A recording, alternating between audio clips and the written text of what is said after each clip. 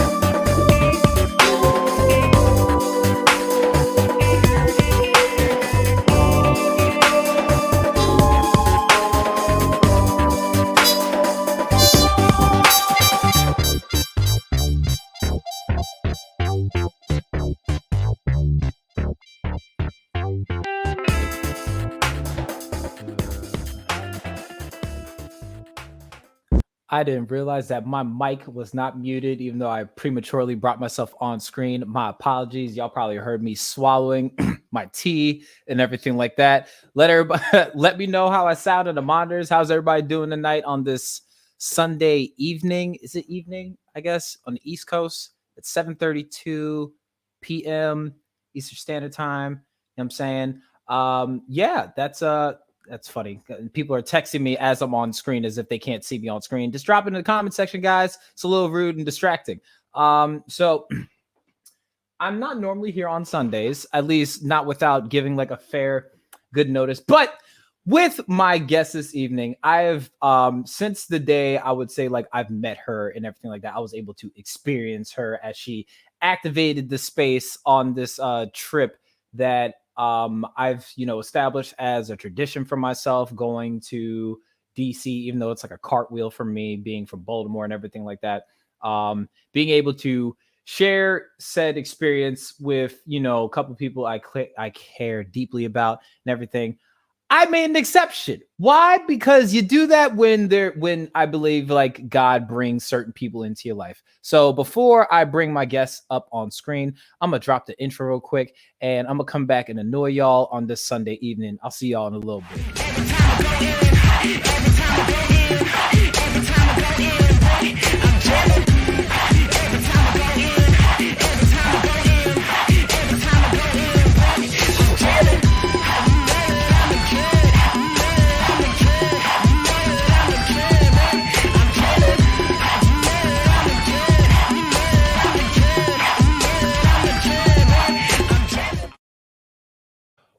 Welcome everybody to the Kid Casper podcast. I'm your gracious, beautiful, blessed, beloved, and black host kid that they call Casper. The KID in Kid Casper stands for King of Development. I'm that menace with the melanin. Reject me as I am, as long as he is still relevant.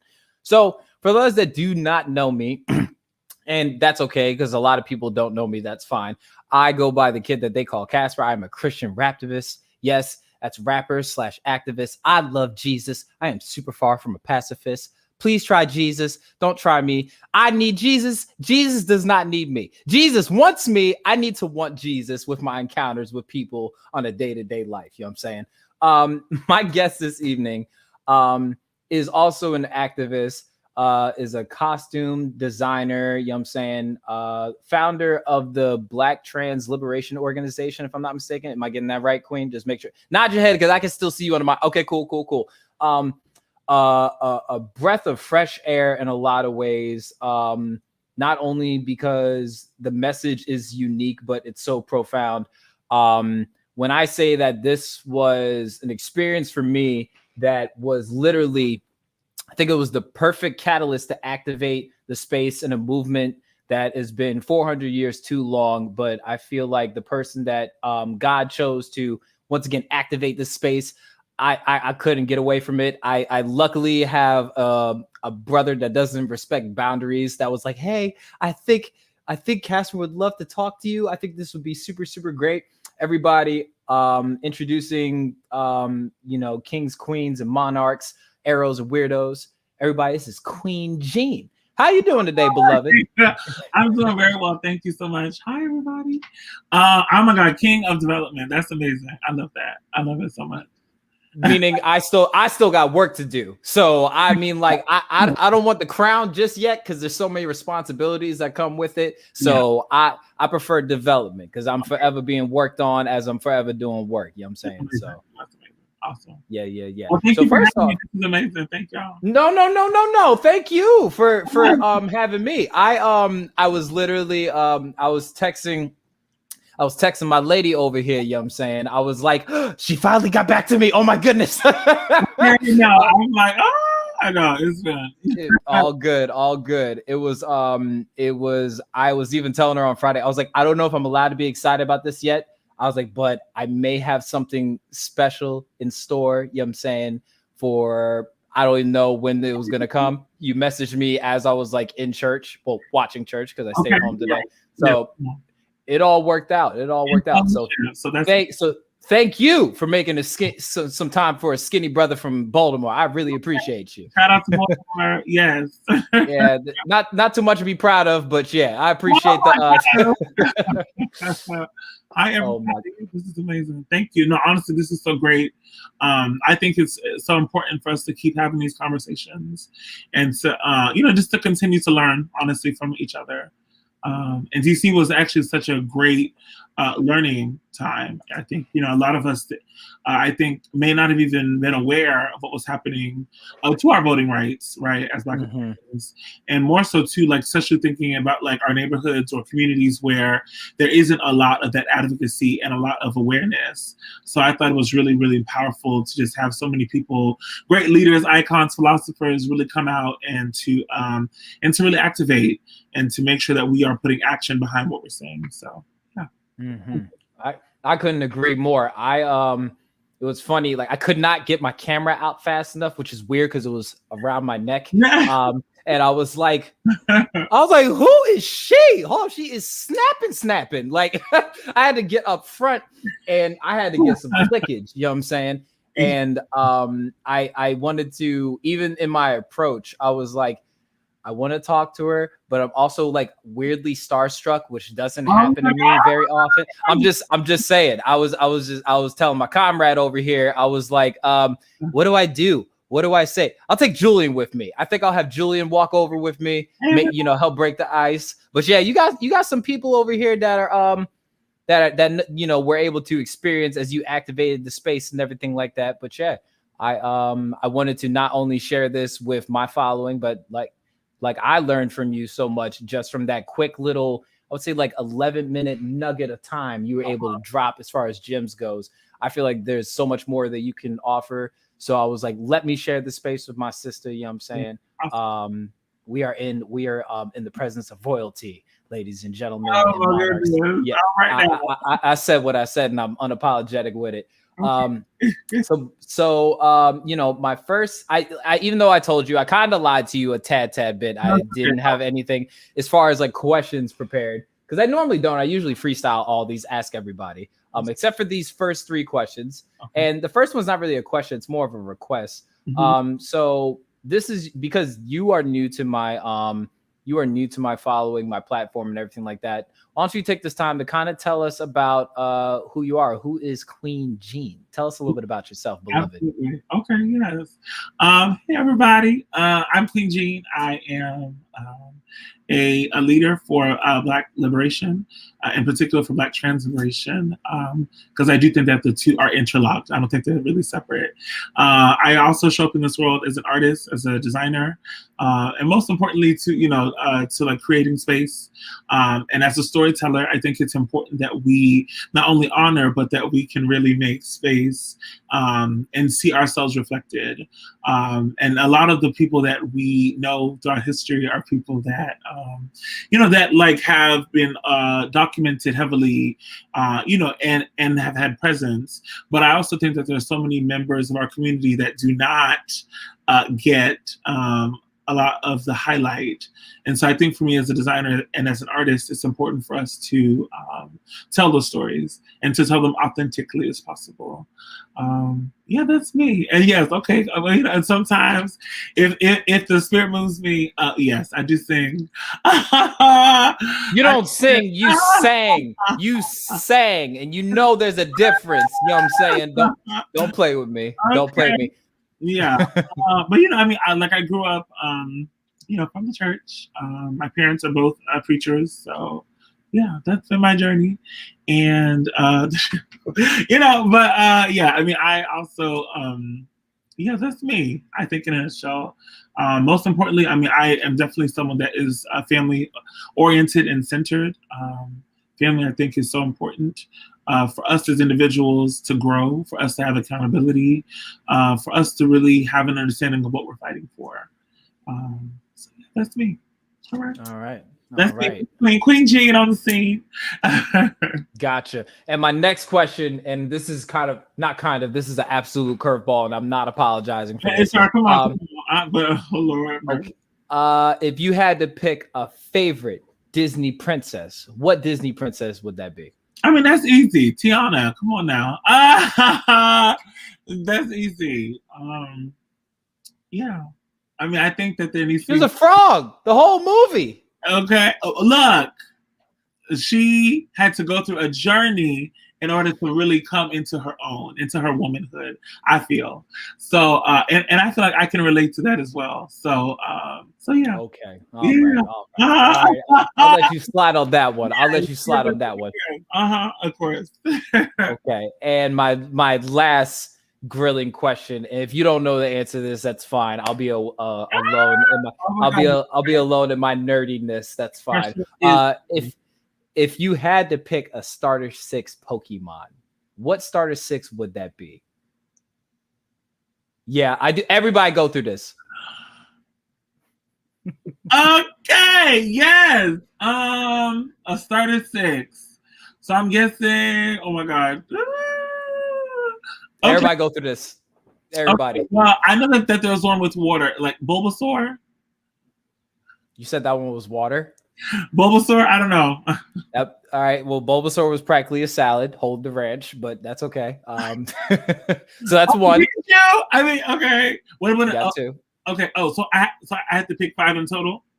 You had to pick 6. You got 2 so far. Okay. Charmander. Okay. Mew? No, I think that's later, right? That's fine. You can pick Mew. That's cool. Did I say Pikachu? You did say Pikachu already. Come on. It's all right. It's all right. Everybody got to go through this. I'm telling you, this is the hardest part of the podcast. Okay. Yeah, I didn't really. Okay. What are they called? Okay. I have to make everybody on the internet know you're cooler than me, but that's okay. That's fine. Okay, work. Okay, so Hold on. Okay, go on the first. Okay, yes. Look, because I don't know. Charizard or something. That's 5. Okay, all right, we got 5. Okay, and yeah. Are you looking off to the camera? Is somebody helping you in the background? No, I'm just literally like freaking out. Okay. Oh man. Shoot. Okay, Ash was the humanoid in the show. Yes. Right. Okay, look, I am just literally leaning on the ancestors right now. Please. Funnel a starter. You want me to help you out with the last one? Okay. So you remember the little cat that Rocket Power used to walk, not Rocket Power, Team Rocket used to walk around with, Meowth, the talking cat. So that's your 6. I'll give you a 6 on that one. Thank you. I'll help you out. Thank God for grace. He said, "Thank God for grace." well, if it makes you feel any better, you did. Okay, so you got 2.5 out of the 3. So like C's get degrees, I guess. So you passed. It's okay. That really is the hardest part of the podcast. Okay. I'm making it to the next year, so I'm grateful for that. Hey, you did all right. I do things very unorthodox, in case you haven't put 2 and 2 together already. That's great. But anyway, so first off, I'm gonna once again thank you for one, accepting my invitation to come up on here and everything like that. You didn't have to do that. I know you're like super busy and everything like that. It's kind of hard to get a hold of you. You out here, you out here getting in good trouble, and I love it. I love seeing it. So one of the things that I wanted to do in what I told you backstage and everything like that, as far as just like, getting to know who you are, your experience and everything. So, and whatever you're comfortable with sharing, that's completely up to you. But when I tell you to tell us a little bit about yourself, I mean, as far back as you can remember or what you're comfortable with, tell us a little bit about a young Qween Jean. Tell us a little bit about yourself. Okay. Well, all right. Okay. I think a young Qween Jean, I think was probably living inside of someone else, if that makes sense. And living, I think, living in a time of uncertainty, and that I felt, for young Qween anyways, that I was always trying to figure out or to make sense of who I am, my identity, how I felt, but really knowing very early on that it's like I knew that the role that I think I was assigned to play was not who I felt. And so that was real. And I will say that there was a lot of difficulty in that, like, who do you speak to as a child about that? Who do you go to? I think in growing up in a black home, I think those differences aren't always necessarily welcomed, or even, people say tolerated. So I think for me, it was really difficult. But I think I also knew that like there was more that I had to kind of like share with the world, more that I had to discover for myself. So that is something that I think a young Qween had to like navigate. But I'll definitely say this. I grew up with a lot of siblings, 5 brothers and 2 sisters. And, I think you end up learning more about yourself, I think, as you grow up and as you have a lot of experiences. You learn how you operate. People around you will tell you how you operate, whether or not you choose to accept it or not. But I think for me, that was my experience growing up. And most importantly, too, I'll also say that I always wanted more, I think, as a child. Growing up, I was wanted more, very inquisitive, always determined, I think, to like get to what the next point would be. And I think that like showed up in schooling, showed up in like extracurriculars and stuff like that. I was very adamant about winning or just like trying to get to the next step. So, yeah. I don't know if that answers it fully, but yeah, that's me. Oh, this is your story. I mean, I feel like if you don't, the only way you can tell your story badly is not honest, and we're just gonna assume everybody's being honest around here. So we're all good. We're all good here. Yes. So one thing you touched base on, you said that it sounds like in a lot of ways you challenged a lot of things growing up. Not only yourself, but like social and like, especially when we're talking about just like social constructed norms and everything like that. You touched on it earlier that both your parents were preachers, if I'm not mistaken. Was that correct? Okay. If you're comfortable, what was that like being oh my God, look, y'all know what it is. Look, this is whatever, mind you, this is our space. This is the Casper podcast, but this is our space. Whatever you feel like sharing, I'm willing to listen. I'm here to listen to you tell your story. So yeah, and I think most importantly, I'm someone who I love God, and I think growing up that was always for me something that I definitely was the most assured of. Right, religion, going to the place of worship, that felt very safe for me, and unfortunately, until it didn't. Right, until all the parts of myself that I was trying to learn about, that I was trying to bring out to the forefront, that wasn't necessarily, welcomed. And, like, I think for a lot of my childhood going into like teenage years, I questioned the love that I had for God, and I even questioned like, well, does God love me? Because I feel so tormented, and I felt that a lot of people that I, like my parents in particular, that I'm not pleasing them, or that I'm not, that they don't love me, honestly. And that was hard because I always wanted to, of course, as any child, but, wanting to make your parents proud, wanting to be the best, wanting to be, their dream and their vision. But most importantly, I had to really accept that I had to fight for my own vision. And the vision that I was currently in did not make sense, or, just did not feel complete. And so I had to kind of like step away and to find that.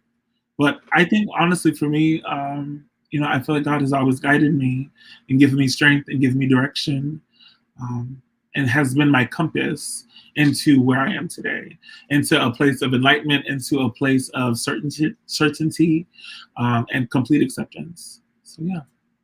Well, if I was not the first to tell you, I felt the Holy Spirit when you came out, my sister. Let me tell you something. As soon as you came out, hey there, beloved. I said, oh, we about to get church on a Saturday. Y'all don't know. I was like, nobody else knows it. I was like, it reverberated in me immediately. So I don't doubt 1 second that God is within you. First off, I'm gonna say that publicly right now. Secondly, that is interesting. When I say it is interesting to hear that, as far as, because I don't like to come in with no assumptions. I like to treat everybody as a blank canvas until I try to figure out how the artist works in a sense. And so it's beautiful to hear that you've had an anchor of faith growing up.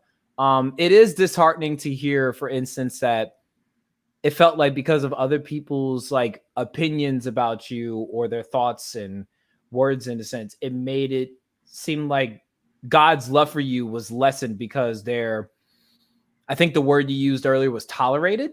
I think that was a word you used. That is disheartening to hear, especially when it comes from parent figures. I opened up by saying, I'm a Christian raptivist. I got saved when I was 19, going to hell on a scholarship before then. Just gonna say it just like that. I was going to hell on a scholarship, majoring and minoring and being a piece of I just was. It just is what it is. But once I got a hold of God's love, I was like, there's nothing I can do to make him love me less. You know what I'm saying? I told you earlier, I need Jesus. Jesus wants me. And so that it's beautiful to hear you say that, but when I say but, I think it's however, it is disheartening to hear that there were people in your development that made it seem so that his love was not just love, it was conditional. I'm sorry to hear that, honestly. Yeah. I mean, look, I think honestly, I think a lot of us, our stories are so different and varied, which is beautiful. But I think there are a lot of commonalities for queer and trans folks, or and especially for young people who don't even identify really right on a spectrum of like the norm of gender, or like a binary, right, of like male versus femme. So I think for a lot of us, it's common that there's a lot of resistance towards fully embracing all of the things that all the things that we're going to manifest to become. But I think for me, I think I truly felt very early on that I had a purpose and that God was going to allow me to get there, even if I didn't feel like the most supported. I knew that without any hesitation, that I could always lean back on the Lord. And even in moments where I felt like, why am I going through this? Why do I feel this way? Feeling rejected, feeling burdened, not feeling desired as a human. I think that is something that a lot of, like I said, young queer and trans non-binary folks often have to navigate, finding that self-love. And it's hard because I think for growing up as like a young, a young boy, we are kind of really expected and groomed really to live a certain lifestyle, to lead it with a very specific gaze. And I think for me, I was like, oh, absolutely not. I always, I wanted to be myself. My grandmother was a dressmaker. I always wanted to like help her with, even with her work. But my father was definitely like, no, you better get on that football team and let's, we need you to get from JV to varsity. And, and even in that moment in high school, I was like, okay, feeling like, if I executed that well, that would grant me love and compassion. But again, that kind of condition ultimately wasn't going to help sustain me in the future. So, yeah. Yeah, I tell people, so as an activist, I remember that one of the first speeches I ever gave was, I was telling somebody, conditional love or half-hearted Christianity is like serving somebody medium rare chicken. Like, that's not sushi. You know what I'm saying? I'm serious. Like that's not sushi. That's salmonella. Like it's never going to give you exactly what you're looking for. Yeah. You know what I'm saying? It's supposed to be all the way or no way. And I feel like what you were saying was like, there was like these performance-based like bullets you had to hit. Yeah. And though you may have fulfilled these things, you yourself did not feel fulfilled. You know what I'm saying? Yeah, I feel that. Interesting about your grandmother used to make you said used to make like dresses and stuff like that. Yeah. So it's funny, a little bit of story about me. My grandmother used to literally take like bed sheets and make like prom dresses for her friends in high school growing up, because she's like, why am I gonna rent out something I'm never gonna see again? Yeah. And then every time I look pictures at it, I'm gonna be like, wow, that was expensive and dumb to make that purchase. But I got my artistic side out of her. It definitely comes out when I work on my own like content and stuff like that. When I'm working on like clothes, because I design clothes myself. I don't care. You can't put me in a box unless you fit me for a casket. So it's comforting to hear you say that you were like, you better preach. I'm just saying. It's comforting to hear that you already knew not only in your Blackness you're not going to be boxed in, but you knew for yourself in your own identity, this is how I'm going to be. And I'm not going to allow anybody else to put me in said box. So yeah, I appreciate that. So one thing that I am curious about, and this is when this is what I really like, not so much, this isn't the sole reason. Even though you got soul. So it's soul and spelled in two different ways, but I'm gonna bring this up a little bit. You got some pipes on you. First off, they alluded to it in the comment section. You was at the no, don't look around, because you was mind you, you kicked off. You pretty much kicked off the march essentially. I mean, like there was a brother. He was he was finely dressed. You know what I'm saying? I appreciated him and his style, but then you came out just dripping. First off, I was scared for everybody else because nobody brought a mop behind you because you can't be dripping so hard. I'm just saying. And then you opened up with "Hey there, beloved," and then just belted out a song and everything like that. I thought, like, when I sat there, I was like, oh my goodness, she is enchanting. Yeah, she can sing. I'm telling you, Auntie Maya, she can sing. She out here being bashful and stuff. Maya, not tonight. Okay, we'll be good. But I do have video too, so I have the video pinged up just in case. But when did I would say, like, when did your heart song start for you? When did this you realize that you had the talent to sing? Was that in church or was that just something that you always did growing up? Yes, I think both, honestly, and simultaneously. I would go to church. I mean, we would go 2 to 3 times a week, and I love choir rehearsal a lot. All like the songs and the hymnals. So I think for me, that was always a part of the comfort and admiration, right, for Christ, was being able to express that through song, to make a joyful noise. And I think a lot of my confidence, I think, came out as well in that time. I think that's where I feel like, okay, well, I could shine here a little bit.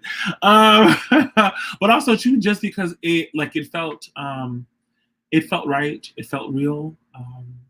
And that, I think, was just a way for me to also to connect even further in a way that I think transcends, I think, what we understand as faith, transcends what we understand as love. And so that was, I think, for me, the very beginning. And of course, we have all of our, favorite artists, the secular music, as it were, that we get into. But I don't know who. It was funny. I don't know if you agree with this. I don't believe in secular music. I believe in, I guess, secular people. I mean, I'm secular some days. If you hear me on the highway, it's not exactly dignified when people don't use your turn signal. But yeah, it kind of comes out from time to time. But yeah. But sure. We are told, to be in the world but not of it. So this is true. This is true. Sometimes you ain't in the world, but sometimes you gotta let the world, like, hey, I don't like you right now. I just want you to know I don't really like your ways. This is trifling. We can't be pro-choice about turn signals. This is one of those non-negotiables. This is one of those non-negotiables. Okay. Yeah. We're all going to court today, and that's not gonna be a good thing. You know what I'm saying? But yeah, I do have a video of you pinked up, by the way, where I'm putting you on blast so people can hear you sing and everything like that. No, I got you. It captures when I tell people why I had to talk to you. Hold on real quick. Hold on. Until there's justice here to stay. That's my sister, everybody. I will not accept defeat. So I'ma stay out in the street. I've been fighting for my life, marching for voting rights. Rain, shine, or snow, until the people take control. Until the people take control. Until the people take control. We must take control, family. We must take our power. So the thing that I thought, which was perfect about, like, once again, because people were still wiping the crust out of their eyes. They were wiping the crust out of their eyes, picking their wedgies out, all that. They was like, oh, we're not ready for this. I felt like, personally, beloved, because I didn't have coffee that whole weekend. You were that shot of caffeine I needed to get me through the rest of my weekend. I'm just going to let you know, I thought that how you came through like a mighty rushing wind that day, it was amazing. I mean, like, I just wanted to, publicly, I mean, I gave you your flowers privately, but I want to give you your flowers publicly because you truly, truly blessed me that day. Just want you to sincerely know that. You know what I'm saying? So. No, honestly, thank you. I mean, so I will say, I mean, for folks that may not know, so I am an activist as well, and for like the last year and a half, we've been fighting ever since, on the unfortunate murder of George Floyd. So here in New York City, we've been galvanizing and really mobilizing community with weekly. I mean, well, it really began as daily marches and protests, and then it grew and grew and grew. And so every week we would take it to the streets, and I would like lead. And I think for me, in the very beginning, I felt like there was a message, I think, to really convey to the world and also to the people next to us about the strength of community, about what it means for humanity to come together. Despite the atrocity, despite the pain that we had all been feeling, and the enraged anger of this young man's death. And I felt like, in a way, that I was, really felt compelled that it's like we must exercise, our voice in that way, to chant, to sing, as a way of resistance, as a way of revolution, as a way of celebration. And I really kind of held on to that the entire time. And, there were chants, I think literally throughout the entire country, but I think there was a importance in really kind of bringing that to full, like just bringing it into fullness. And that chant in particular came from Brandon, one of our comrades in Minneapolis. So I just felt like it was so important in that moment to just, it just comes out sometimes. So, yeah. No, I'm happy it came out that day. I'll tell you that much. So that's so you said that about like a year and a half ago since the murder, and I'm happy you said murder because a lot of people say death, like as if what happened to him was natural. You know what I'm saying? So I appreciate you, calling a spade a spade. Were you, I always ask this when I'm talking to like different activists and stuff like that, and I describe it as an itch. I feel like us, especially being African descendants of slaves, of us being of a people, we all have this like itch as far as activism goes. Yeah.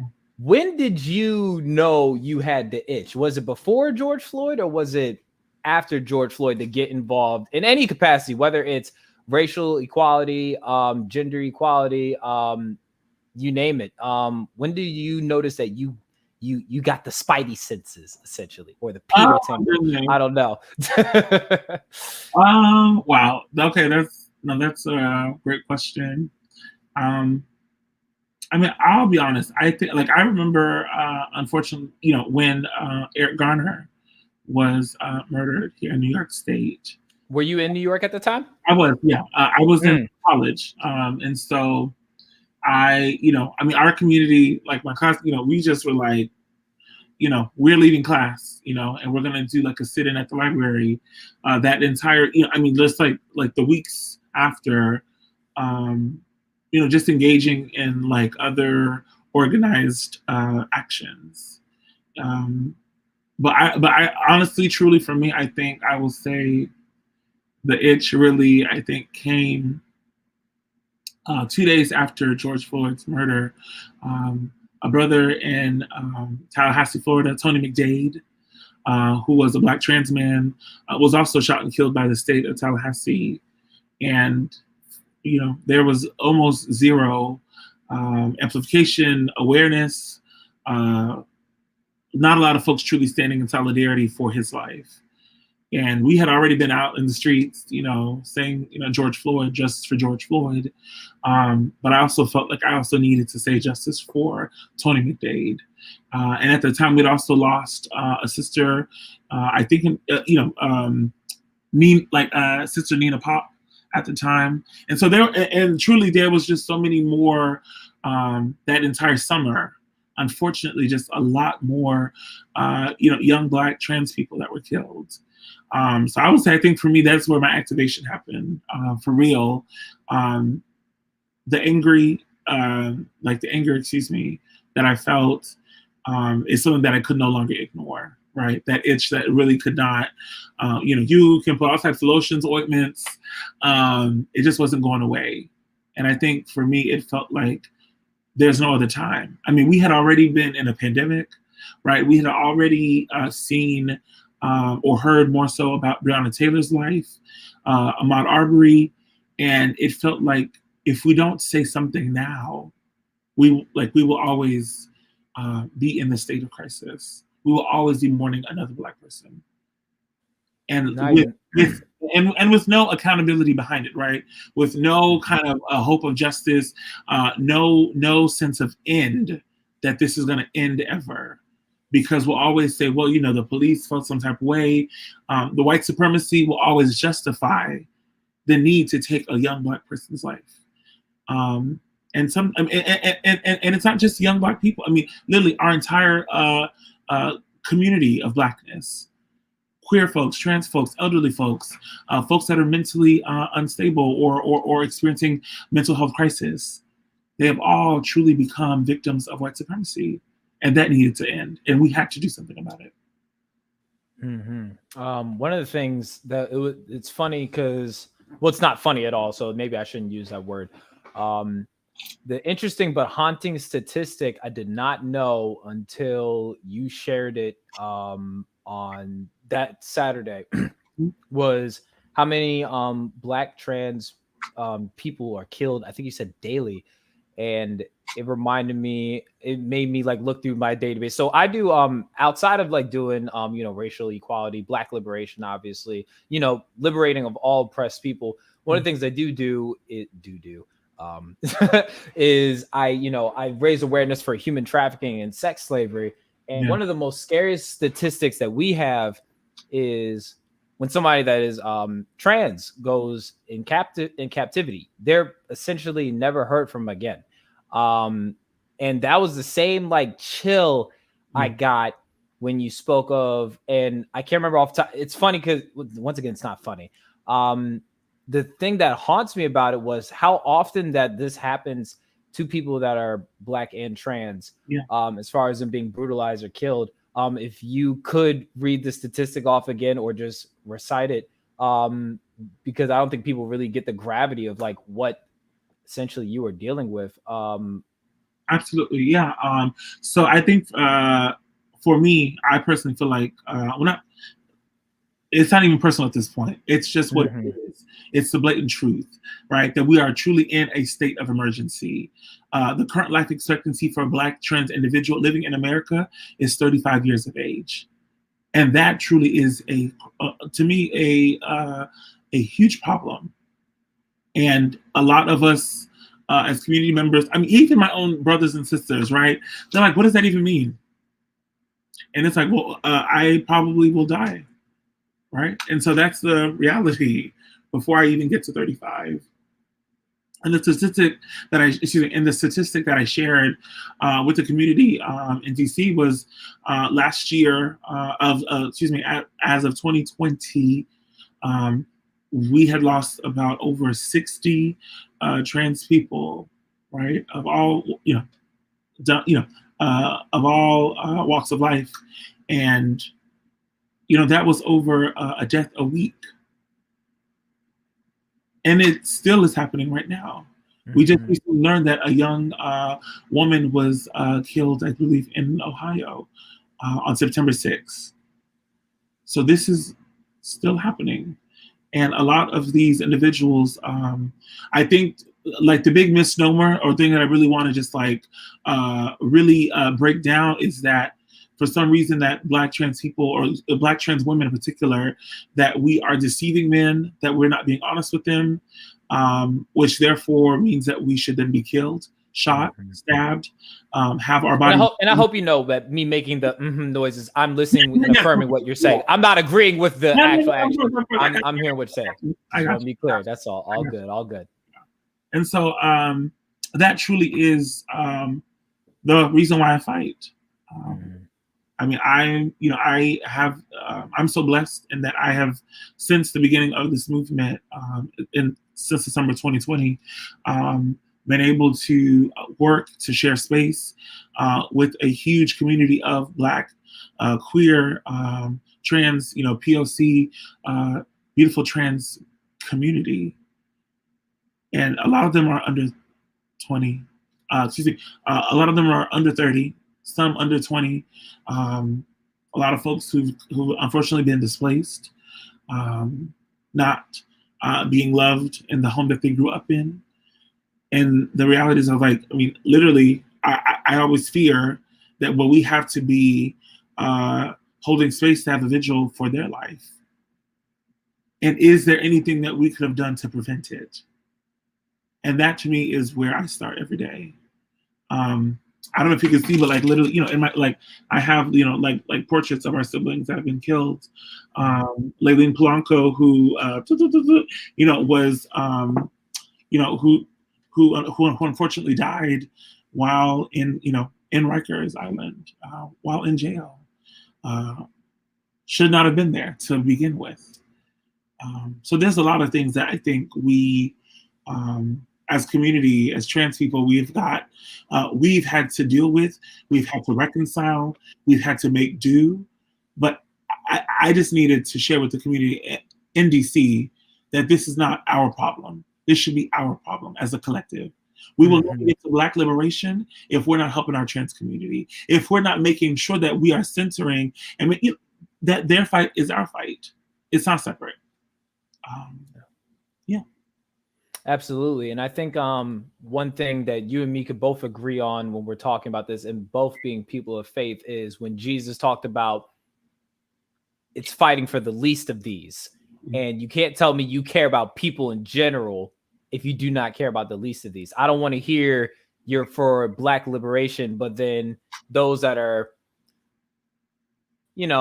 able-bodied, that aren't mentally sound, or, identify with a different sexual orientation or gender, identity, that's not important to you. So you can't sit there and tell me you care about Black liberation, but you're okay with it being an asterisk. And something my grandma used to always say, God bless her soul, is if you are in that asterisk, your ass is at risk. So if we go say we care all about, I'm just saying it's the truth. If we gonna sit here and say we care about all Black lives, then it needs to be all Black or no Black.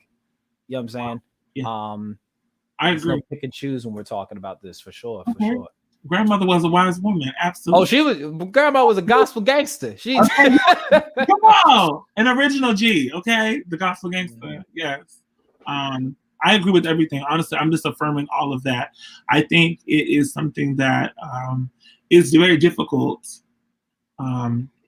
which is why I think we see a lot of our younger generation, or people that are coming up, still, I think, displaying, still exhibiting the signs of transphobia, homophobia.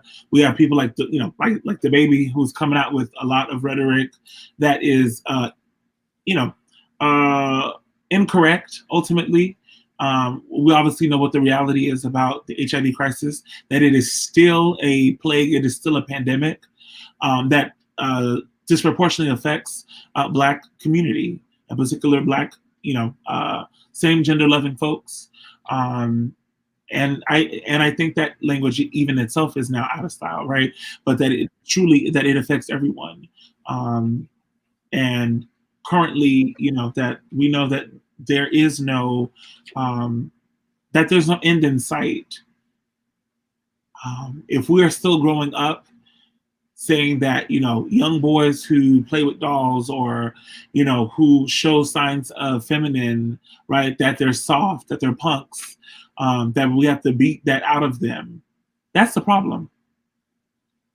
That is truly where we have to start. Is we are truly already ingrained with the white supremacy. Whether or not we choose to really accept it, whether or not we are choosing to be honest about it.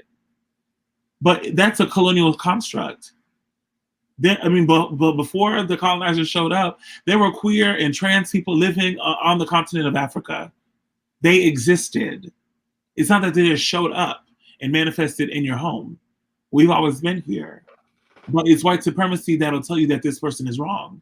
right? Or that for me, a lot of the growing up, a lot of the pain and the struggle that I felt was trying to explain to someone that I loved that there's a reason why you are feeling this way. For some reason, you feel that I am wrong because of my identity, or because of who I am, or because I want to, or because I no longer want to wear suits to church. That was a huge thing, which sparked a lot of fights. And ultimately, I was like, you know what? I don't have to fight anymore, because I think I had to understand that you're not going to change. And I pray that you do. Because like I said, grace and mercy shall always follow me. I truly feel that in my heart. But that is something that I felt like I couldn't lie to anymore. I couldn't be part of that system, part of the white supremacy of it. I needed to worship. I needed to be my fullness as I am. And if you aren't going to support that, that's fine. I will find community. I will find my tribe that will love on me or pour love into me as well. So, yeah. It's funny when you speak on that, because I find as far as like work I do when I'm doing apologetics in the city specifically, when I'm talking about decolonizing your faith, when we're talking about as disciples of Christ, I tell people that how bestiality was the scriptures were used to dehumanize people, more specifically people that were not from, we'll just say from the island of Caucasus for context purposes. How they used to use the scriptures to pretty much dehumanize people and compare same-sex love, or how they identified themselves as a gender. They used to describe it as bestiality. Well, if you describe it as anything other than human, then however you treat them won't be dehumanizing, because they're technically not human. That in itself in a construct is white supremacy. But I don't think people, especially within our own homes, because I don't think a lot of Black theologians want to admit that most of their doctrine is homophobic and transphobic. That's why when you spoke on like growing up with two preachers, I was like, oh, I didn't grow up in church, but I was just like, I'm so sorry. Like, that's just, I can only imagine for sure. Yeah, I mean, and I will say this. I'm always someone who's challenged a lot. So I would also challenge, even which I think obviously is something that we are really spared away from, right? Is disrespecting our elders, challenging our elders, speaking back to our elders, and that's something that I thought that I had to suppress for a while. Until I really couldn't, right? I think it was something that I was like, look, I love you all. Well, boo, I'm also reading the same book, and I got some other things. So for me, it felt like it was more nuanced than what you're telling me. And you're telling me that you're not going to love me, or that you're not going to accept me in your home because of XYZ scripture. Nuance and nuance is my favorite niche, and context is my favorite color. I'm right there with you. Trust me. Okay. So, but I really felt like there are so many things that you are choosing to really uphold that you don't really apply in your everyday life, right? In theoretical, yes, but in practice, are you truly following that, right? And therefore, does that make you a bad Christian? Therefore, does that make you not worthy, right, of walking alongside Christ? Mm-hmm.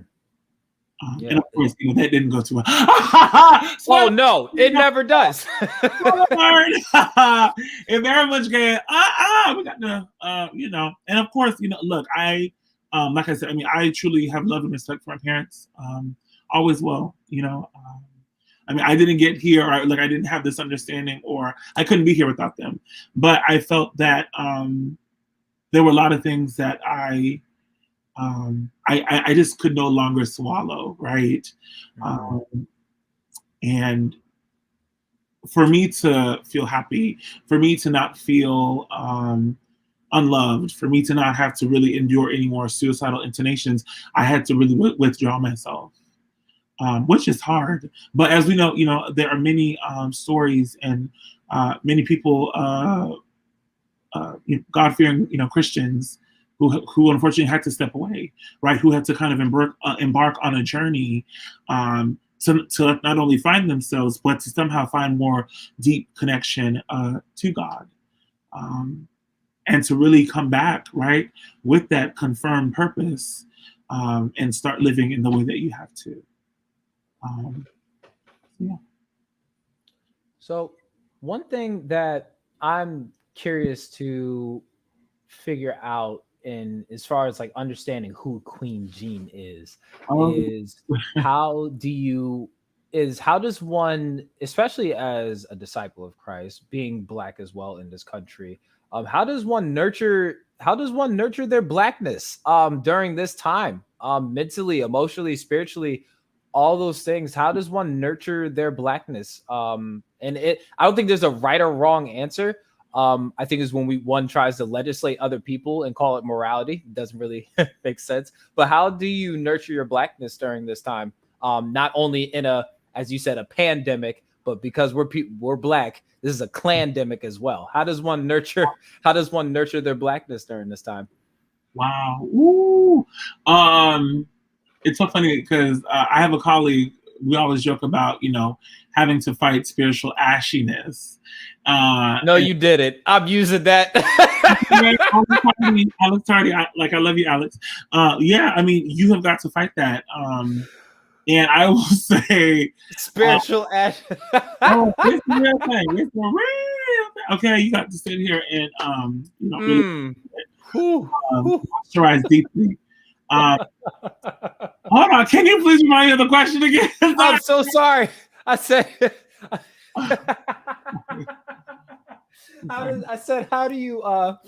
how does one nurture their Blackness during their time, spiritually, emotionally, physically? Yeah. You said spiritual ashiness. Woo! Yeah. Okay. Woo! I'm happy I ain't drink my tea at that time. Good Lord. Go ahead. I will say, I nurture my Blackness every day. I think it's a different nurturing for everybody. As absolutely, we know, it's not a monolith. Blackness is so vast. It's intricate.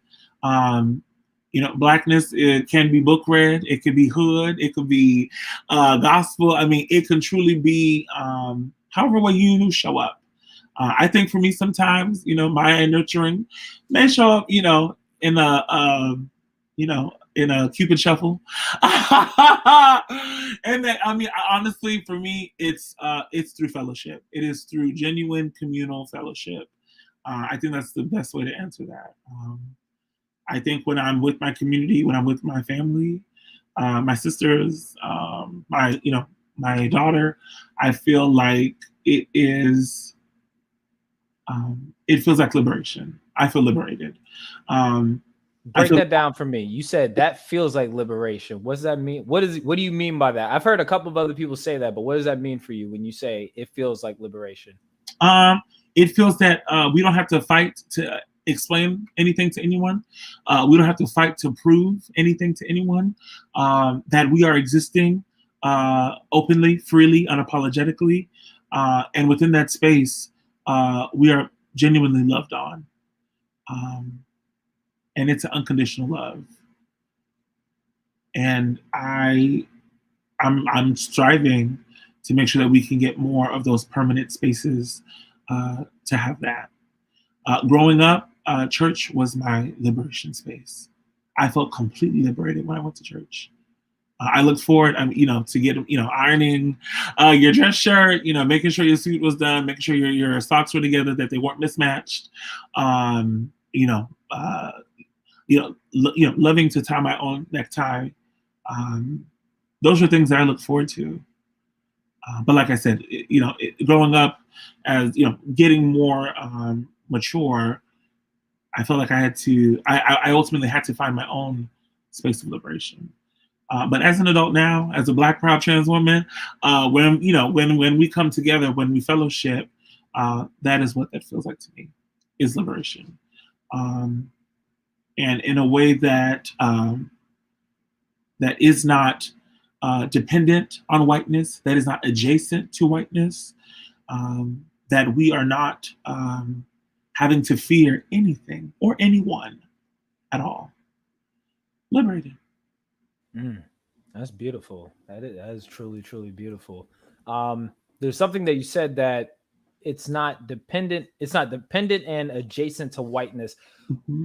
Talk to me about the gravity of what that means when you're talking about just existing in a space. I don't think people realize how important, though how simplistically beautiful, as I just said, it is, but how important and imperative for us as a people to have.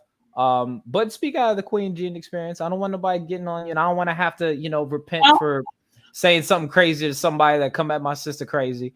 But talk to me about the imperativeness of just being able to exist whilst not having to be adjacent or be dependent on whiteness. Absolutely. Yeah, I mean, I think to me, it actually feels very self-explanatory, but I think to like, we gotta break down how the cornbread get made, Qween.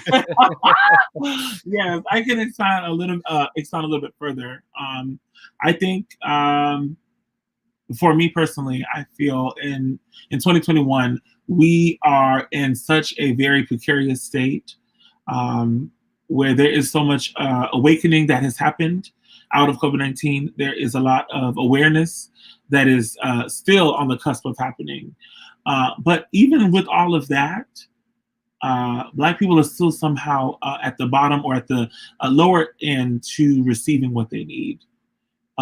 Receiving sustainability, equity, freedom at this point, justice. We are still truly at the very bare, right? We are not receiving what we are actually due, what our ancestors have been due, right? That we are now hoping to continue to make happen, right? To bring it into fruition. So for me, what I say a space, a void, right, of whiteness, is ultimately what that means, right? That white supremacy threatens and will threaten our liberation. It shows up and it can manifest in so many ways. It'll even look like ourselves, even, which has happened more recently. I have a colleague, New Paul, who says, you do not have to be white to be an agent of white supremacy. It truly, truly is there. White supremacy, its sole purpose is for destruction, right? It's for division. It's for the dismantling of the peace and joy that Black people need in order to get through. It has been something that we have learned and have studied, right? Our ancestors, our slave family, enslaved family, that they had to hold space in order to get through the week. That was what allowed them to rejoice, allowed them to have nurturing. It's in those moments that there is what we find, to me, Black girl magic, Black boy joy. It's in those moments that we see that happen. That has come out of that history. When we have truly, out of the bad, we have transformed it into good. Out of the storms and all of the cyclones that we've had to endure, we have still come out unscathed. We've come out of it not broken, not damaged. That is what I mean by that. And it's very difficult. It is so difficult. It is so easy, I think, for us to give up the fight for freedom, to give in, to feel that we're being appeased, right? But it's still placation. The reality is, we can put out so many bills about police reform, but we cannot change the racism that is still in the police. We cannot change the racism that is so rooted in America. That somehow, for some reason, it is still Black people that end up on the receiving end of violence, that end up with their life taken violently when it comes to the law. We do not see young white people, right, being shot down, right, with the air because of an air freshener, or literally, Casey Goodson, right, coming home literally from a doctor's, a dentist appointment with a Subway sandwich in hand, literally shot and killed in front of the doorsteps of his family. His grandmother holding his young children. Breonna Taylor killed in her home next to her partner. So for me, I feel that is what I mean by that, is that it's not going to change unless we radically, for me, uproot the system. And it's not easy. But if we are hesitant, if we are equivocating about it now, it's going to still happen. It's going to show up in many other ways. Why, to me, I will be so honest, I feel that those systems are put in place. Whether or not we know it, whether or not we are actually aware of it, right? We are criminalized all the time. Especially here in New York City. I can't see for other parts, but young kids who have to go into schools, with like a bag check, to have to, literally, as if they're being kind of brought into a system of, of the carceral system. Right? That somehow that they're being punished for their Blackness. They're being punished because they live in this neighborhood. And that's a problem. And this is not new. This is not new news. But it has not changed. So therefore, I think we have to identify what the problem is. Pose a question, because I saw somebody make a TikTok about this. Couple months ago. We can no longer call it white fragility anymore. It is an act of aggression. What are your thoughts on that? Hold on, I have to write that down. Let me write that down. We can no longer call it white fragility. We can no longer call it white fragility anymore. It is an act of aggression or aggression. What are your thoughts on that? Wow, I think I believe that statement. I believe that statement. I believe that philosophy, excuse me. I will say, I think we as a community, right, we've understood white fragility as a fear. And what I love about what this new understanding is, right, that's actually aggression. That there's actually an action behind it. It is not just because they're afraid of us that we therefore have to be punished, right? It's not because they're afraid of us, right, that therefore they have to call the police. It's because they don't want us there.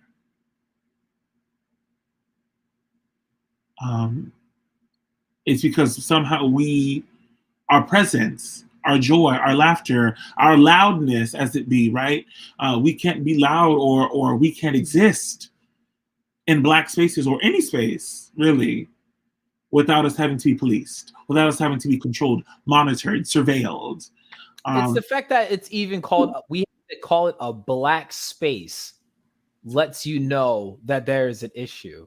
Like it's not like when we got BET that's not even owned by Black people anymore. But when we had to get Black television, yeah, it's like, well, why is it called Black television? It's like, I don't know. Maybe because there's been a white standard across the board by chance. I don't know. That's just a thought, Qween. Throughout our entire history, entire history as we know it, as we have studied, and we have put our hand on our chest to recite it, right? That has been the history, whiteness. And I think it's so funny now. There's been a lot of calls to action to actually remove and tear down these systems of oppression or these symbols, right, of the oppressors all throughout the country, especially in the South. But then there's the strong argument, that, well, why that in calling to tear something down, we are now tearing apart our Southern heritage, right? Or the legacy of what this colonizer or this, imperial, whatever, this slave owner, let's be real, right? That this slave owner or landowner, as it were, that this represents their heritage. And I'm like, but is that heritage for you or for us? It's just like, I always tell people when they're like, well, we can't tear it down, it's because it's history. I'm like, well, the devil is a part of the church's history.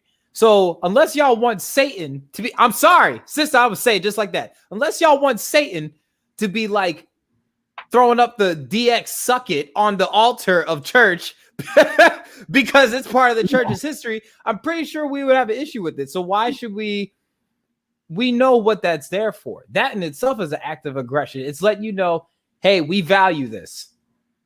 We value this. There's a saying I always like to say, white fragility threatens black stability. It's an act of aggression to even have these symbols up to let people know, like, we are not that far removed from this.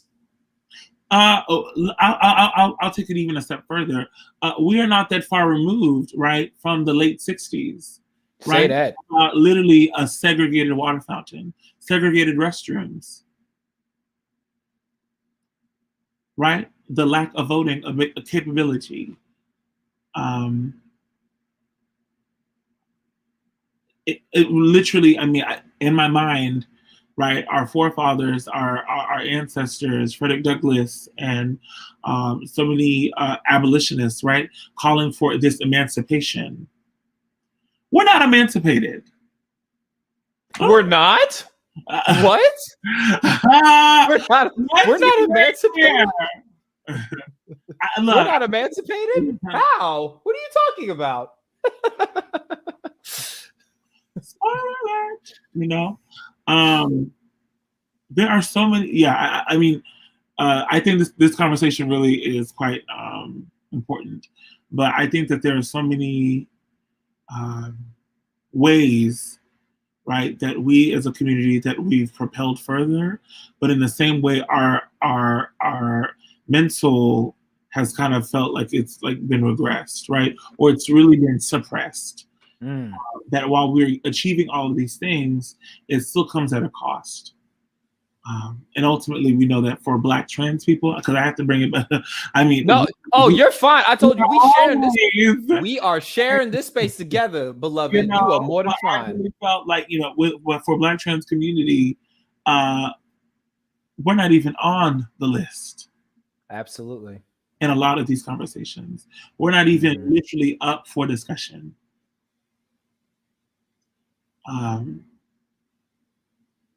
And I feel at this point that we have to be rigorous with what we need to happen. We can't just say, all right, you know what? Well, they tried. 50 years from now, we will still be out on the streets saying, hands up, don't shoot. Mm-hmm. We will still be reciting another young Black trans woman's name that has still been killed. Why? Because of fragility, of aggression. Okay, I feel like that's so real, right? Because of fear of somehow being associated with transness, as if transness is not Blackness. So again, I mean, it's a self-deprecating. It is the stripping of the self that then we are the ones that are left to heal on our own somehow. Without any resources, without any care, without any direction, actually without a community, because we're not embraced, we're not truly loved, we're not given the same advocacy as a young Black cis-het person, right? Who unfortunately becomes taken in by the white supremacy, whose life is robbed by white supremacy in a way that a Black trans life can be. But in my mind, I'm thinking, yeah, but that could stop, right?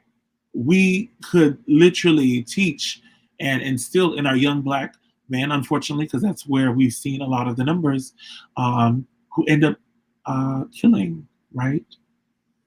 Our siblings because of intimate relationships, however it manifests, right? Right. And we know that it doesn't even happen. Literally, it's just that pervasive.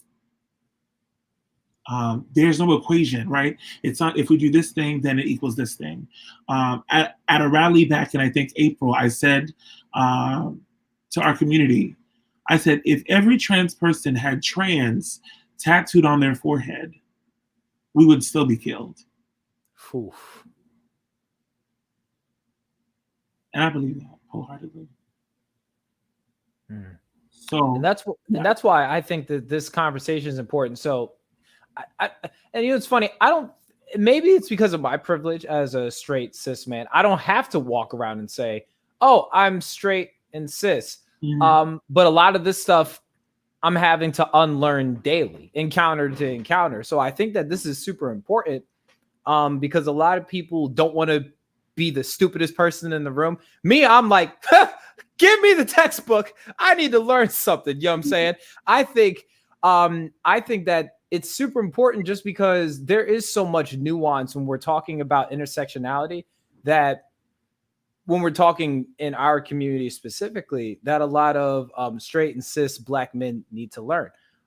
We don't realize that we, in a lot of ways, are a product of white supremacy, even how we treat some of our siblings and monarchs for our non-binary siblings, because when we say brother and sister, that doesn't cover them.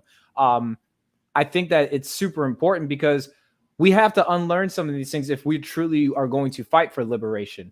Yeah. I think the problem is, though, and you probably get this a lot, is that we already let it be known we don't know. But then when we're learning from our our brothers and sisters within the LGBTQIA plus community, we feel like we have the right to dictate how they should feel by our actions. You know what I'm saying? I think that's extremely problematic, one. And two, I don't think they really want liberation if it doesn't come at a cost of two things.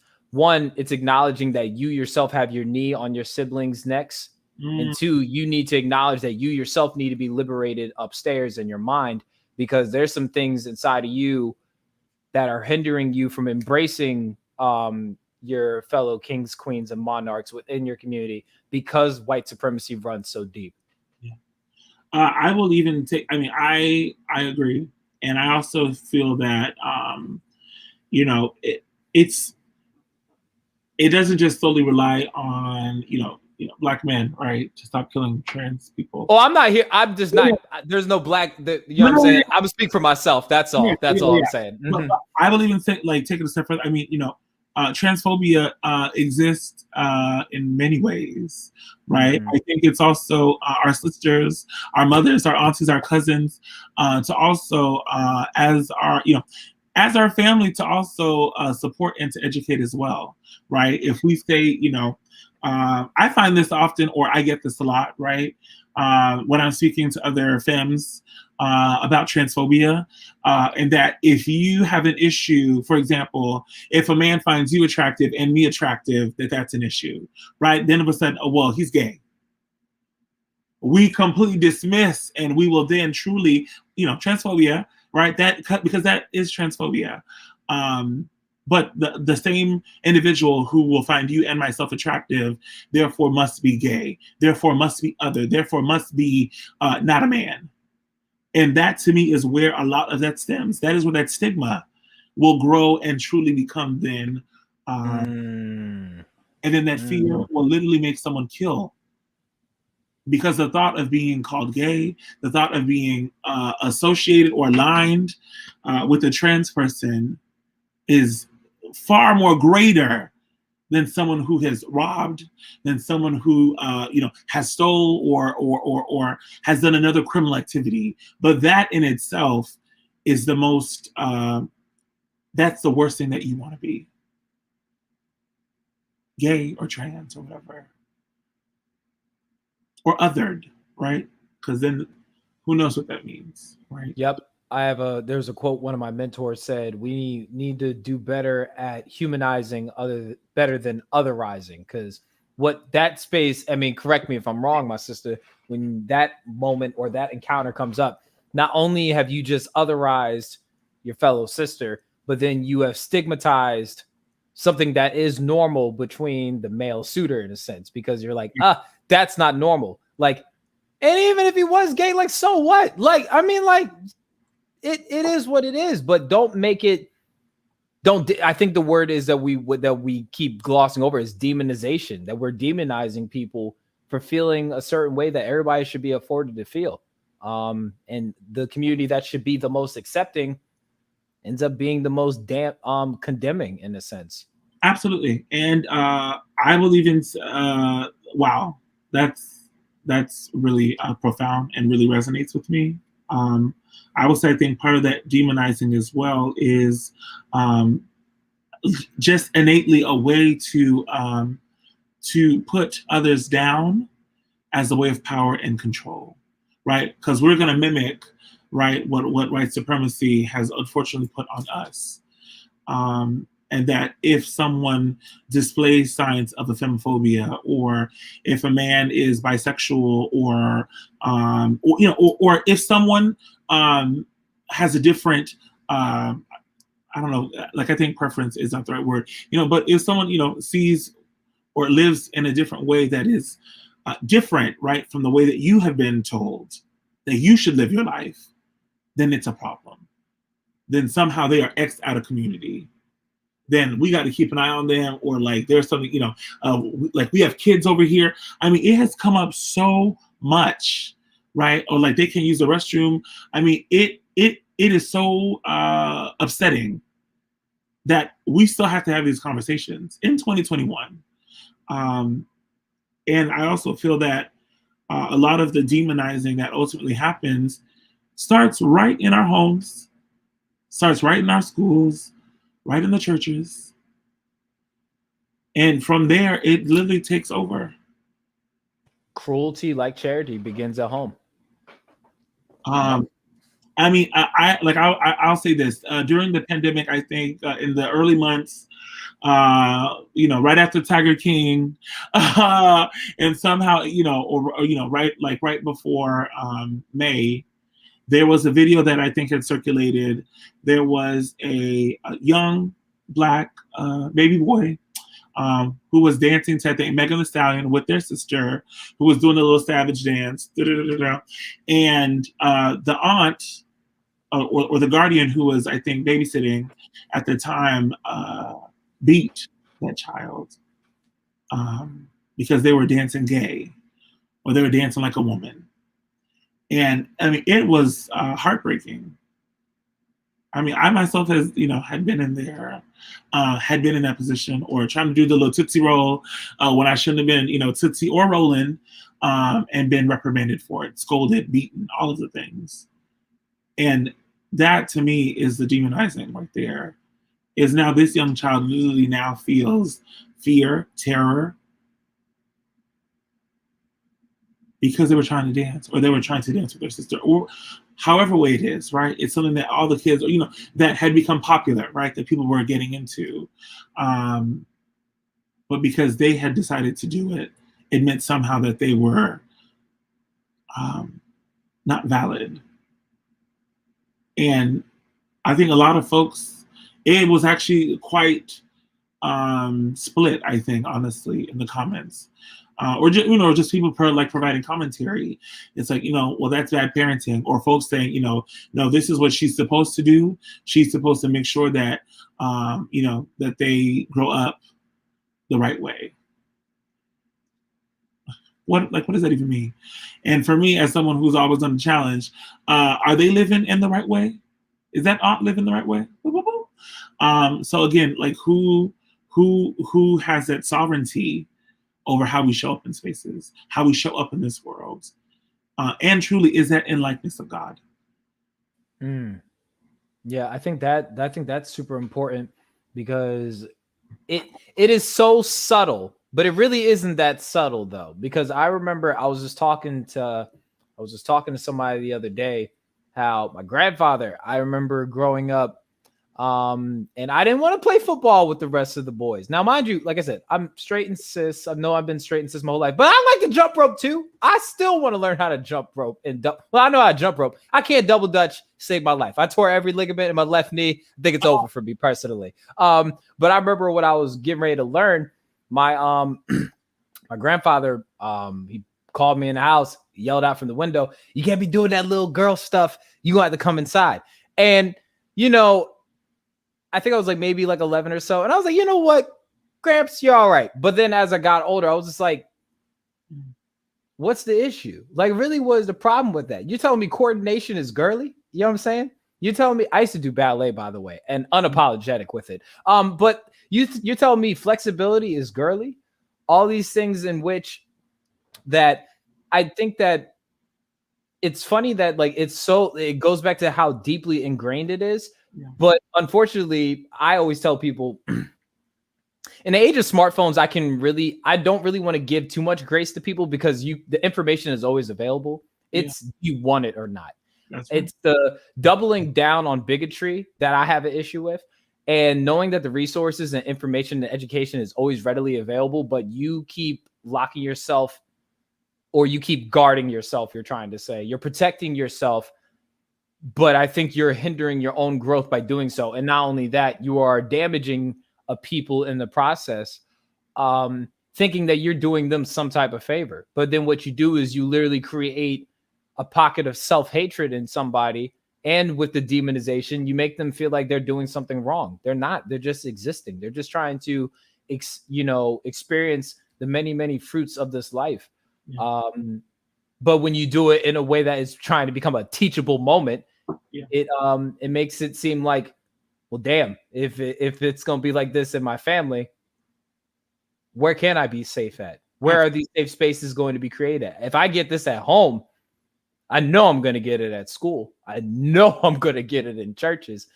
And I can only imagine what that's like as far as like early ages of development as a childhood, what that creates for adulthood. Like that's a problem. Like it's very, very easy to see that can become a problem for somebody and making somebody insecure, where in the area they shouldn't be insecure. Absolutely.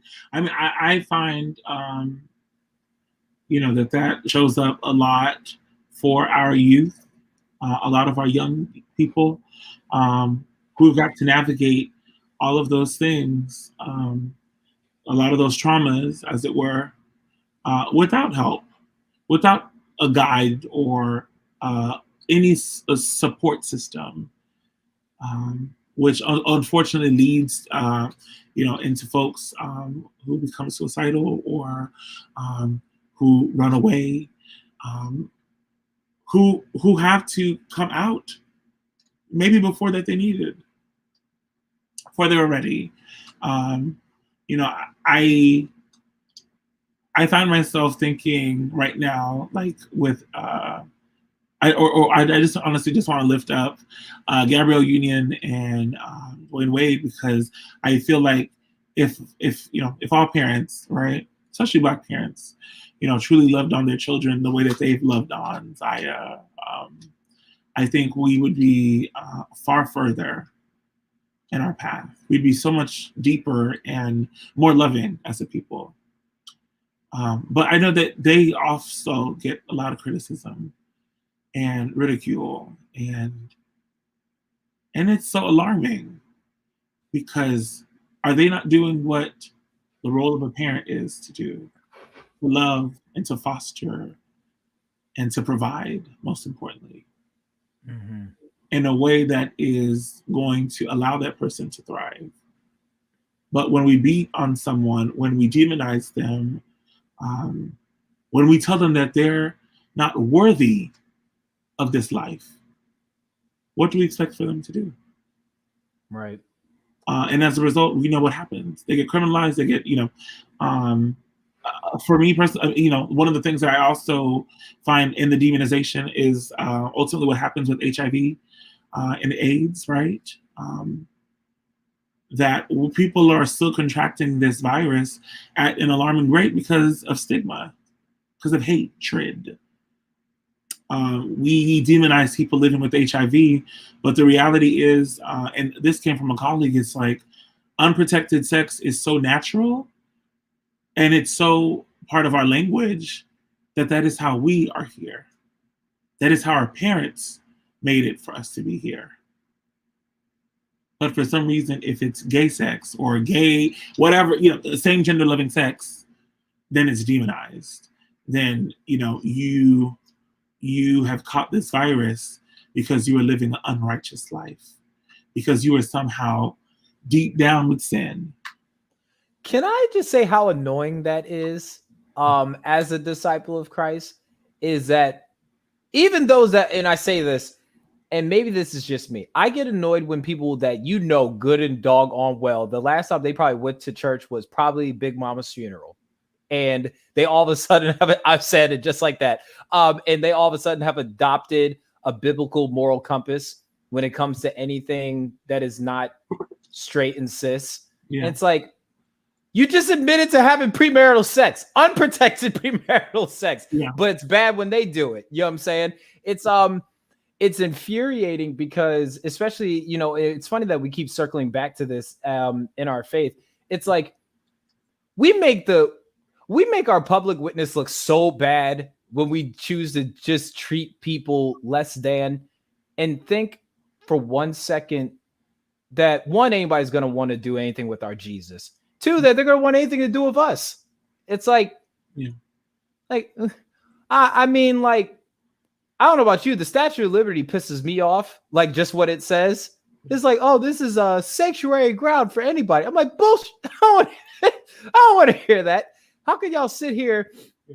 How could y'all sit here and talk about this is sanctuary and solid ground for anybody, but yet we disrespect the foreigner? We make our own feel otherized and dehumanize them on an expedited rate.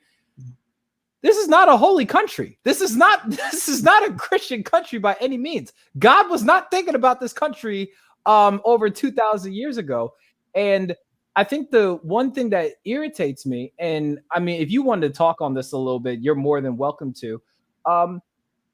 But I was not upset with Lil Nas X's video. I did not care one bit. I mean, I'm just not a fan of his music per se. Oh my God, here we go. Okay, no, hear me out. I'm just not a fan of his music. Has nothing to do with what he does. That's fine. But then when the church was outraged, I'm like, y'all caused this. This is y'all fault. This clapback is on y'all. I'm sorry. I'm not about to hear anything else but that. What are your What are your thoughts on this nonsense, to say the least?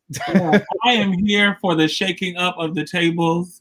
I'm ready for it. If you want, we gotta do it. I mean, I think it's so funny because I think we love and admire so many artists for their thoughts, for their for their conceptualization, for the way that they see the world. Yet for some reason, this young person is doing this very same thing.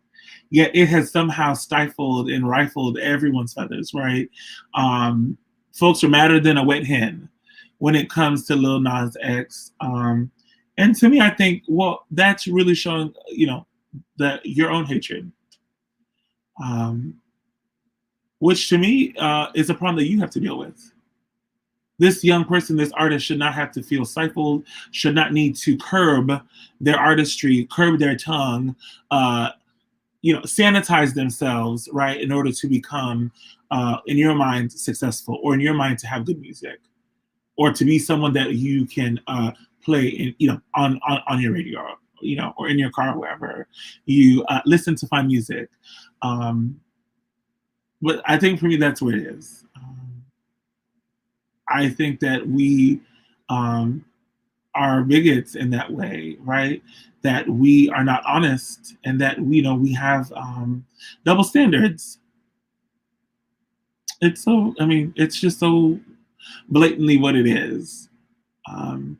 We don't question other forms of expression at all.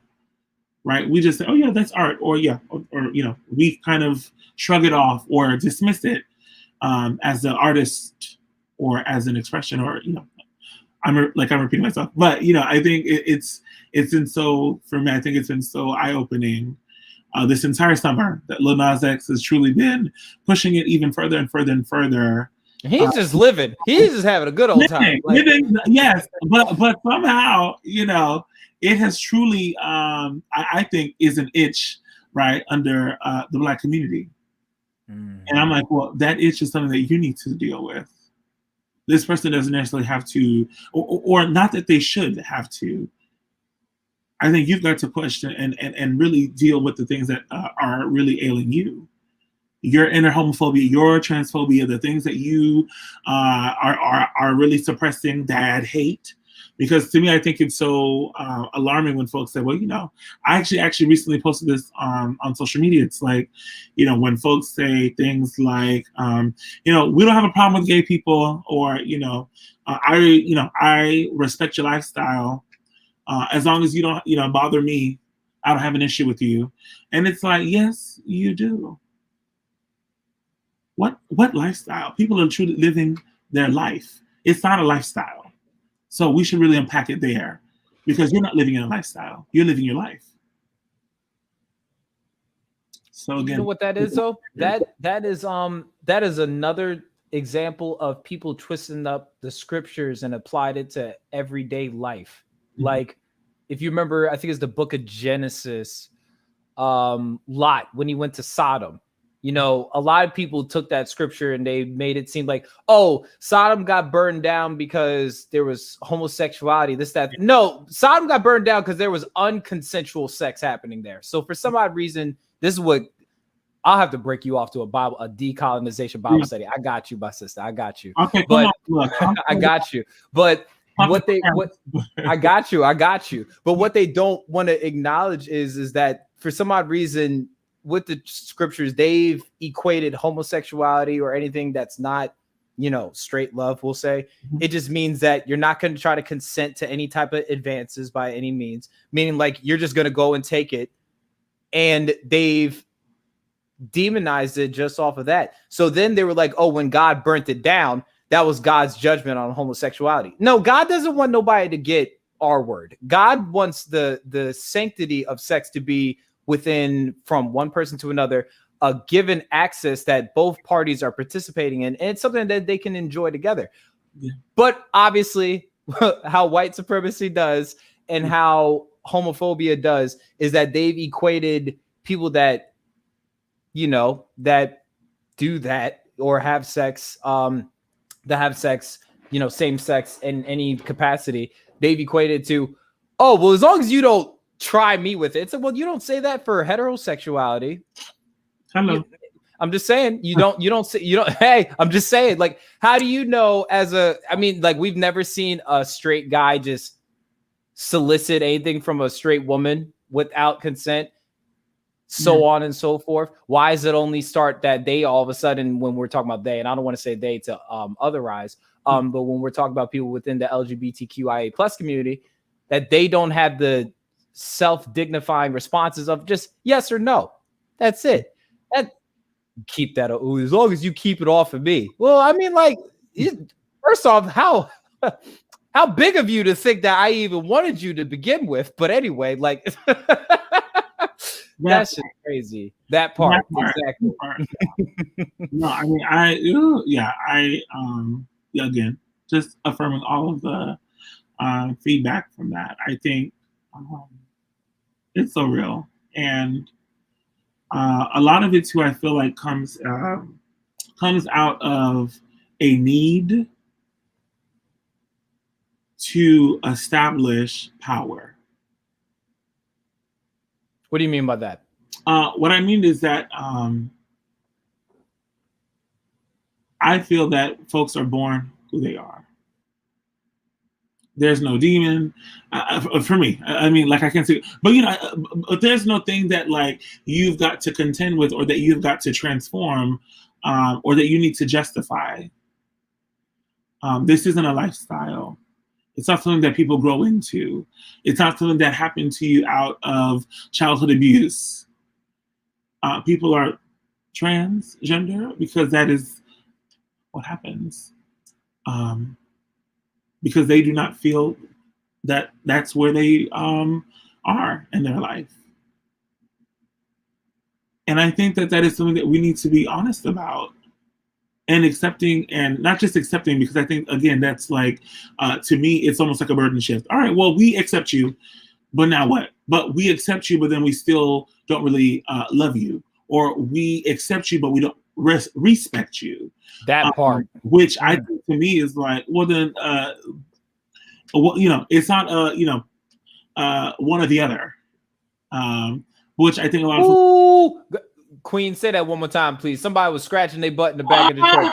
I said it's not one or the other. You know, you can't say that you accept someone, but then you don't respect them. And that to me is just plain. It's plain. As we say in church, make it plain. We also need you to make it plain. If you truly are still harboring all of this hate because your young child wants to wear dresses or wants to get their, nails painted, why not paint it with them? As a young queer person, I hated going to the barbershop. I mean, everyone knew I didn't like going to the barbershop. My dad would still make me go. And that felt like punishment. Was it just because of the haircut, or, and this is more, I don't want to assume, but the atmosphere, the space in itself? Oh, please. Look, we're going to take it further. Absolutely. Well, since we're on the train, come on, let's get comfortable. Absolutely. The space in itself, toxic masculinity. The barbershop? Never. No! Okay. What do you mean? It's not like, which I think the, film series, while it is, Black culture, iconography, all of it, like we all love Ice Cube and all the crew. But I think, honestly, for me, the barbershop truly was a war zone. And I think for a lot of young people, that is what it feels like. You've got to go in and hide yourself. You've got to play a different role. You've got to deepen your voice, right? You have to walk a certain way. I mean, I'm from the era where you had to get on that little phone book, right? If you're a young person, or if you're like a small child. But I think for me, I hated it. I hated the language. I mean, in a way that I think when I would go to the salon with my mom, I guess I didn't feel that way, but also because I had an affinity while being there, right? I love going to the salon. And in a way that I think for someone else would love going to the barbershop, right? It is a place of fellowship. It is a place to commune. It is where information is shared. It is where culture happens, right? It is where we are seeing we are responding to things that have happened. We are responding to crisis. We are responding to celebratory moments within these places, within these institutions. We are truly in the space where we are beautifying ourselves, right? What joy, right? But it is not a joy for everyone who comes into those spaces. And I mean, my parents didn't even care, right? Like you had to be, for myself, you had to adopt, and you were expected to comport yourself a very specific way. And I hated it. I had no relation. I mean, I had nothing to offer her, right? I couldn't dance the way I wanted to in there. I couldn't make a joke about truly everything was so specific. Right? It was as I used to always hear, it was the safe space for a young Black man, but it doesn't say this is a safe space for a young queer Black man or a young, basically not the societal norm within our own spaces.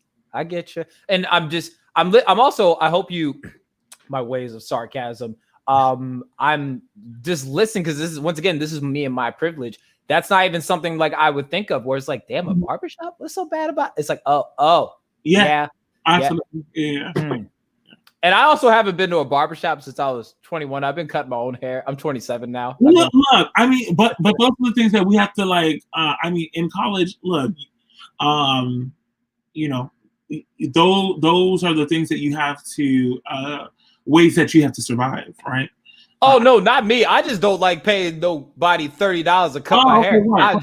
Okay, word. Yeah, that's it. I'll be honest. I'll be honest with you. It's $30 to cut my hair for them to not do it right. But continue. Okay, say less. Which I think is so. Yeah, that's actually. That's great. Come on, Skills. Okay. Yeah, Skills. But I think so. For me, I think those are a lot of what I mean about power. That it is a way to innately show your power, to access it, um, but but it's not always an empowering thing to do for someone else. It actually can do the exact opposite, where it then becomes super destructive and demobilizes someone in a way that does not allow them to feel safe, doesn't allow them to feel that they're even welcomed. So, Yeah, it's so I've always been, it was funny when you so you would have seen me with some painted nails, because I used to roll with the goth kids back in the day. I used to paint my nails black, comb over. I'll still wear a comb over at 27. I don't really care. I always tell people I look like rock and roll, but I got the attitude of hip hop. That's just me. all right. And I remember when I was younger, painting my nails was like, ugh.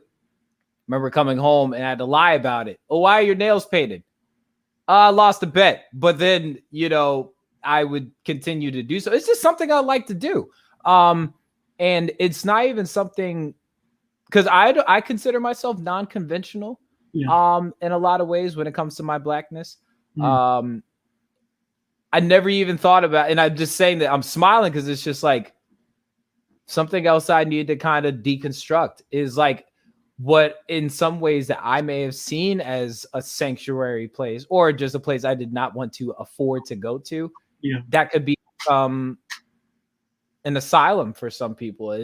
That's crazy. Thank you for sharing that with me. Honestly, I really appreciate you letting me in on that. Thank you. Of course, yeah. I mean, and I just think that our parents now, while like I think. Folks always say, like for parents, there's no rule book or a guidebook. And so, we will make mistakes. However, we don't have to continue making those mistakes. And even, something as simple, right, as, asking someone for their pronoun or truly being more welcoming in the home. I think it's something that is very easy to do, but I think there will be still a lot of resistance to do it. It's difficult, but we can get over it and we can make it better. I think that is something that ultimately, I mean, it just needs to happen, right? I think as the age or, as we are learning, we are still kind of adopting the old tropes. We are still kind of living in an antiquated thinking. That we have these expectations that maybe worked, 50, maybe 60 years ago. But in 2021, I don't think that those same ideals still apply. But then how do we kind of make those changes happen in a subtle way, right? That does not offend everybody, that is not getting everyone upset or, enraged ultimately. Because as we know, I mean, like the home, obviously everyone's home is should be a place that is sacred to them or that feels welcoming and safe and prosperous. But like I said, I think it's a very difficult thing, and I think there's a lot of resistance to it because it is difficult. It's very easy to just hate on someone, as opposed to actually making the effort to actually learning from them, hearing them. And actually welcoming them fully into your life as who they are. Not because you need them to change the way, not because you need them to stop wearing, skinny jeans. I'm still wearing skinny jeans. I'm skinny, sister, and my skinny jeans are still baggy. So like okay. So, I mean, there are a lot of things that I think, again, part of the accepting and the respecting needs to happen simultaneously and not one before the other. They both have to happen at the same time. For there to really be trust and integrity and care. For someone to feel loved, they just can't just be loved sometimes. They just can't be loved on holidays. They just can't be loved when they are seen through your eyes. Right. Mm-hmm. That's why, for me, I pride myself on my social media handle, Mr. Lee with Love. That's why when I first met you, I was like, "He throw this up." You know what I'm saying? This is universal for me. And sometimes learning how to love other people means you have to learn other people's love language, and it's not going to look like yours. That's a you problem. That's not a them problem. That's a you problem. You know what I'm saying? That's why, like, even, which is funny, I'm gonna definitely go. I might talk about this in therapy tomorrow. Be like, you know, the barbershop really wasn't all that great growing up. Like, but that I think it takes that, though. It's taking yourself. There's a quote I say to other people is, you know, something that would have scuffed your sneakers probably would have torn somebody else's Achilles. I feel like we don't realize how much the things that we made of, you know, just looked at as a little bit of a nuisance could have been extremely damaging to somebody's growth. And I feel like when you hinder somebody else's healing, you expedite their death in a lot of ways. And I think that's how I think that's how normalized, like, the things that we grow up in our echo chambers and our biases. I don't think we really realize how much harm we bring to one another just because it was a place of comfort in our culture. We didn't realize that our culture can end up crippling a lot of other people because we never went outside of that. We never went outside and sought out nuance. We never went to go seek out intersectionality, and just thinking that just because it went down in your home, that every home's supposed to look like that. That's why for me, which is why, like, I've been going to DC every year for the March on Washington. This is me. This is my family didn't do this. This is something that I want to build for myself. Next year, I got, you know what I'm saying, I'm bringing the kiddies with me. You know, I'm bringing the ladies' kids with me, and that's something that I want to have for myself. And I just, you know, for me, I just want a doctrine of love to be taught in the house. That's it. It's love and understanding. And as I'm saying, nuance is my niche and context is my favorite color. I think that it's just super important. So yeah, thank you. Yeah, honestly, thank you for that. Thank you. I actually love that is like a dream of yours for next year, because that's how I felt last year in DC. I was actually upset that, like, our community, our family wasn't there. And so this year, you know, we figured it out.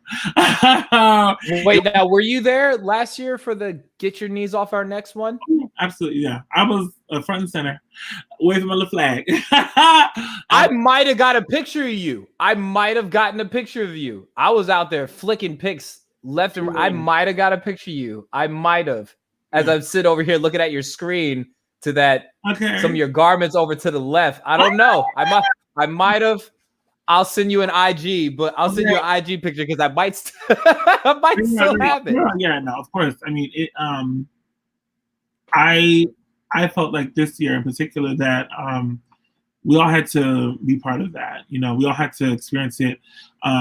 We all had to make sure that the message is super clear and will not be sidelined, silenced, forgotten, erased, as it has been in the past.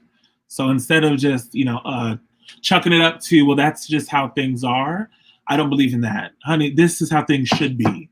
I think this is how things should be. And we can't just rely on the way that things were, because that actually is so stagnant in thinking, or even because, as we know, words have power, right? That doesn't elevate us anywhere.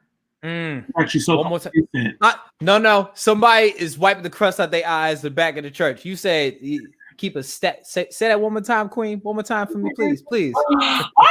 I'm just saying that words have power, and ultimately, the way that things were actually is so stagnant and does not allow us to elevate or allow us to grow way past that. As opposed to saying, well, this is how we want things to be.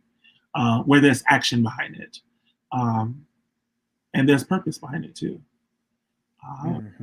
and in a way that if there was ever a time for us to feel purpose or for us to rise up to that marker, it's right now, because we have so much at stake. Our future, the young people ourselves. That is what it's going to cost for us to truly have liberation, Black liberation. I believe in Black liberation. I want Black liberation. It would be amazing to get to see it in my lifetime. It'd be amazing for my children to see it, for my, for the young people, for, young, trans, queer, youth to feel completely loved in their adolescence, as opposed to it being a place of horror. It's, it doesn't have to be about neglect and a nightmare. It can truly be about peace. Mm-hmm. I mean, just something I want to read to you. It's off. You ever heard of Maverick City Music by chance? The worship group by chance? Mm-mm. Yes, no. Oh, I'm gonna have to put you on. Please, come on. Got you. But so you ever heard of the Christian rapper Lecrae by chance? Yes. Okay. Well, Lecrae has he reads like a spoken word. It was on their Juneteenth album called Jubilee. And one of the things he said was, though some of us have been removed from slavery in an instant, that it sometimes takes a lifetime to get the slavery out of us.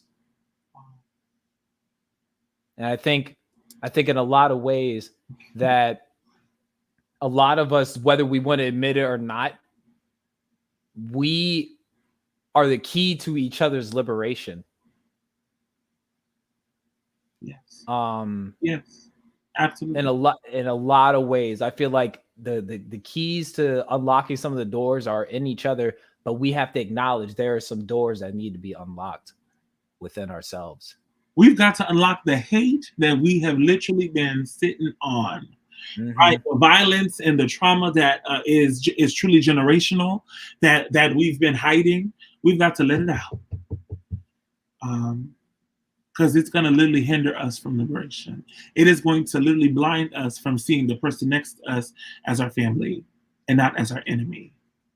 Mm-hmm. And that is, I had to articulate that to my parents. I said, you don't feel that I said, you don't accept me in your home because you truly don't know how to love God. Because if you love God, you know how to love me. What the good book say? Those hold on. I had to grab my little bags in because I'm just you saying don't say that and then pull up a chair and try to get you some Fruit Loops. Oh no, boo. I'm out. I think the good book says, I still love you. Mm-hmm. A man that says he loves God but hates his brother is a liar, because how could he love God who he hasn't seen when he can't love his brother who he has seen? You hit him with that gospel. Then you dipped out. You didn't want no Fruit Loops. You just had to dip out. You gotta go. Okay. Pick me up. That is funny. Honestly, it's I think right now, as an adult, I think I can reflect on it and there be a source of jovialness behind it. But in that moment, it was kind of scary. Not kind of. It was definitely scary. But it was my truth. And I felt like, look, I don't know anything else, but I know my truth. I know what I feel. I know what is real to me. And that's what I have to lead with. And I have to really trust that it's going to take me where I need to go. I think that's all we can do as a people is understand our truth and just know that we all got to start somewhere in finding ourselves. And then in the midst of finding ourselves, I think we also need to understand the responsibility we all owe to each other so we can all coexist in nurturing each other's Blackness, whatever that looks like. Yeah. For each other, for us to truly have liberation. Absolutely. All right, Casper. Hey, look, I was being real quiet that day. I brought my speaker, my microphone, but I was just out there amplifying everybody. I ain't really got too much to say. All right now. So a couple of quick hitters I want to hit you with before I get you out of here. These are kind of like the ones I've rehearsed in a sense to see if I like you or not, but I really, really do like you. I hope you don't disappoint me towards the end. I'm just gonna say it just like that. But yeah, these are really they're either or. They're either or. There's not really a wrong answer. Some of them, we'll see. But are you ready for my quick hitters? My sister, you ready for my quick hitters? I think look, born ready. Let's go. All right. We're gonna pull the baby hairs with the first question. Okay, here we go. Solange or her? Solange. Okay. Wasn't the wrong answer on that one. Okay. All right. I mean, wait a minute. I mean, like, yes. I mean, who? I mean, that's literally. I was listening today. So. Okay. All right. Any specific song with Solange? Well, on my, it was, Don't Touch My Hand. Okay, I got you. Okay, I got you. I mean, that was gotcha. You good. If you know a little something, I'm not gonna assume. Frank Ocean or Kid Cudi? Frank Ocean. Really? You like being lied to? I mean, like if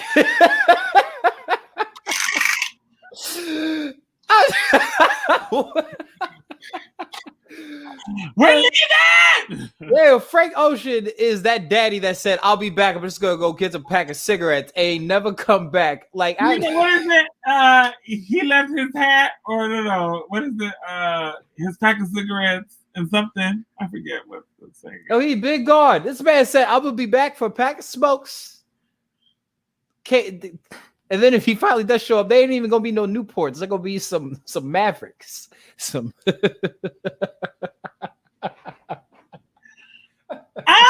You are a king. You are. Woo! Okay. Oh my goodness.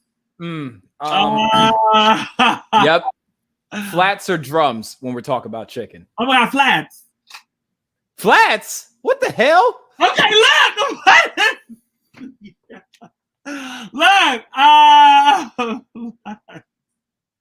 look, bro.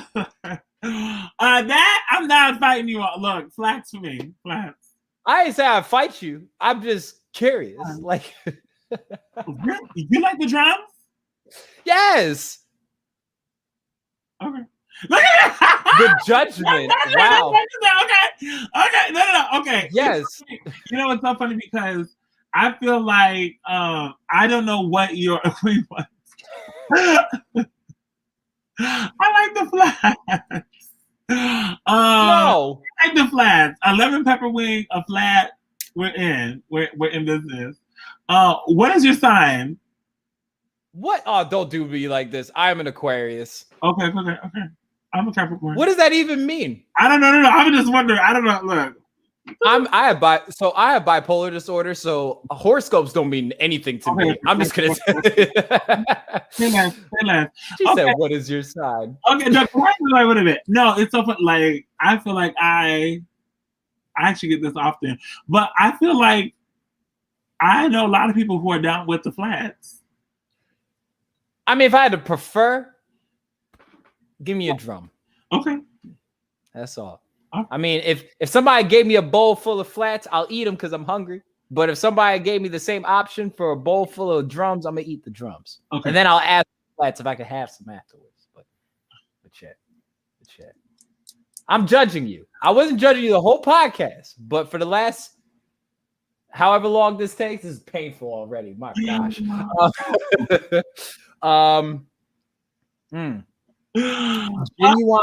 Genuine or Tyrese?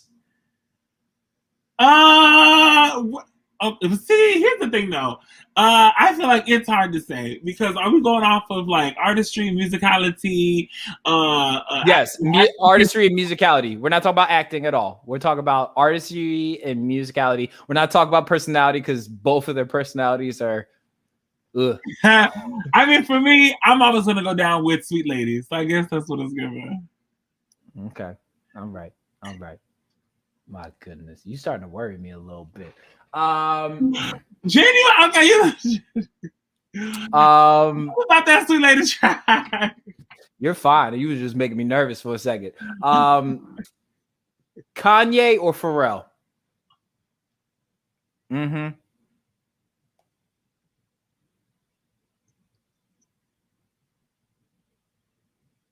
Everybody goes through this. What? Everybody goes through this. Oh my goodness. Well, my answer is quite I know what my answer is, but Okay. I'm feeling in a world full of drums. I don't know what's going on. It's going to have to be.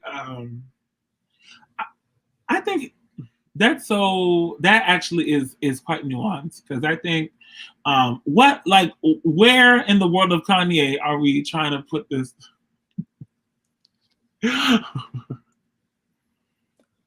Okay. Where the world of Kanye?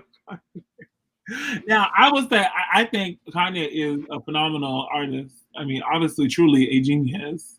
And the way that they compose, they write. I mean, even now with their new evolution, right? Of this like tabernacle, really, it's exciting. But the Politica is not. It's not what it's given. So I'm gonna have to call a truce there. Wow. Okay. Well, no. I mean, look, I love Pharrell. I mean, I think both individuals are really, doing what they got to do. That was such a PC answer. Okay. Whatever. I think they both inspire a different group of folks. All right. So they inspire the same group of folks. Gotcha. Okay. I'll let you off the hook with that one. Give me your top 5 East Coast and West Coast rappers. Okay. No specific order either. Like, I don't care if you put, okay. Doja Cat can't be in either one of your lists. Apparently Doja Cat's a rapper. I didn't know Doja Cat was a rapper. Apparently Doja Cat's a rapper. They are okay, great. Are you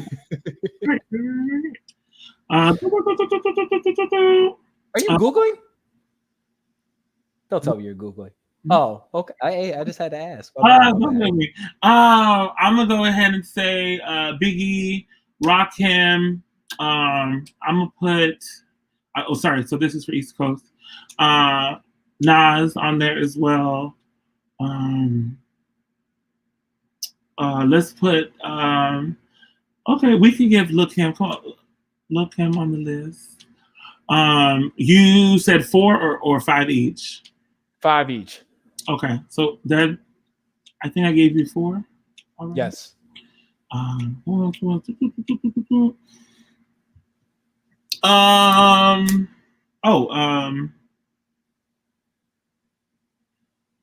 Look, I feel like we have to get some ladies on there. Let's say, all right. Well, Nikki. Boom.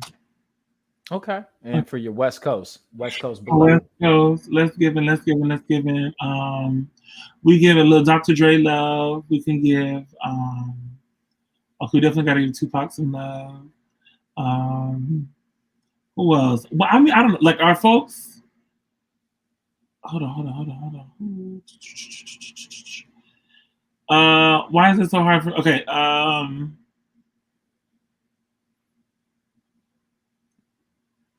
Oh my gosh! Wait a minute. Let me think.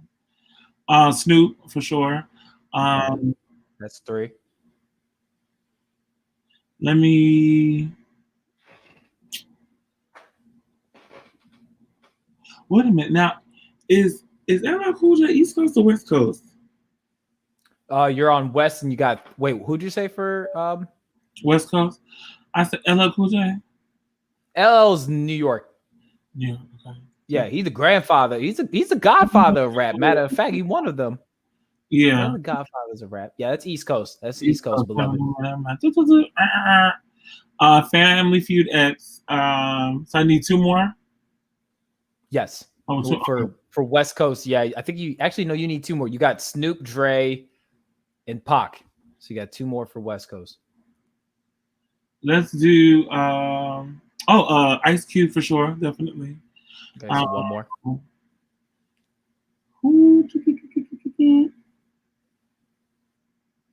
Oh my God, I'm trying to get some sisters on there. I gotta get some films on the list. Oh my gosh, oh my gosh, oh my gosh. Help me out. Oh my gosh, my brain. What is it giving? What is it giving? What is it giving, Casper? Oh, you want me to give you one? Yeah. We'll throw either Nip or Kendrick. Will either one of those work for you? For sure. Okay. Yeah. Nip is a personal favorite of mine, so yeah, that'll work. 3 artists you could see perform live, dead or alive, opening, mid, closer.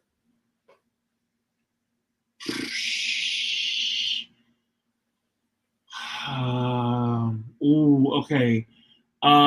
Prince, open. Whew, you are going to be exhausted. Oh my God.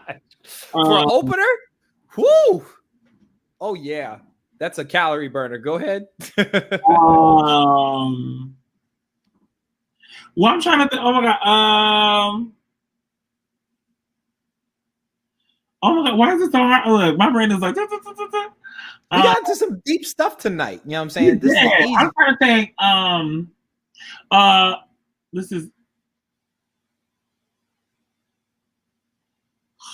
is okay. I'm like, maybe I need to flip the order because I definitely Beyonce's on the list and definitely Whitney Houston's on the list. So I'm trying to think, do I need to shift the order a little bit? There's no right or wrong answer for this opening, middle, and closer. Oh my God, then we got Michael Jackson. Oh my no, okay, Prince. Prince, Beyonce, Whitney. Boom. For me. Okay. All right. 5 people you can have dinner with, dead or alive. And yeah, 5 people you can have dinner with, dead or alive. Anybody. Marsha P. Johnson, number 1. Absolutely.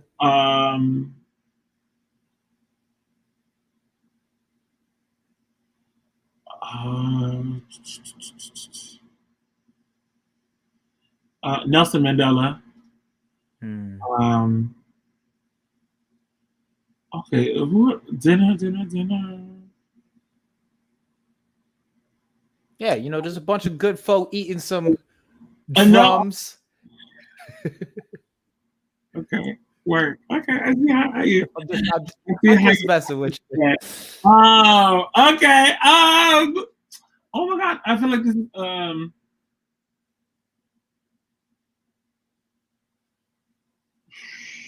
who would I want to Toni Morrison. I feel like we'd be eating and singing down. All right, so that's 3. I gotta add James Baldwin on the list for a little dinner. We are having some deep dinners, okay?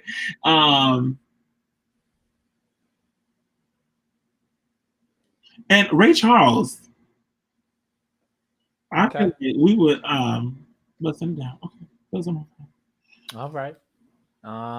You're no, you're good. You're good. You're good. I only picked on you for like a little bit during the podcast.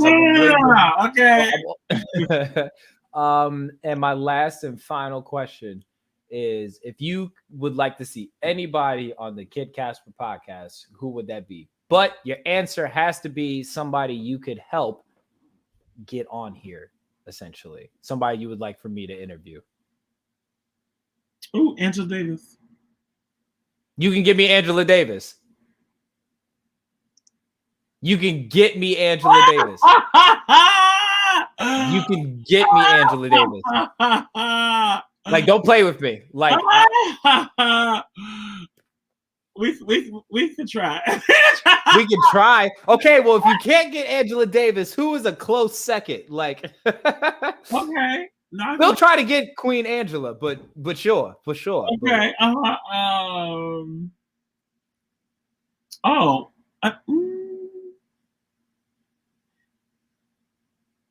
I I mean, honestly, I think my sister Gia Love would be everything. Gia Love.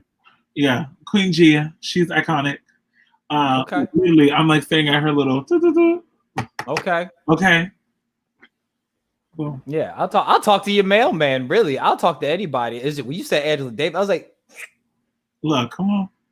If you could look, man, I might have to have you sing at my wedding if you can give me Angela Davis. You are a king. You are a king.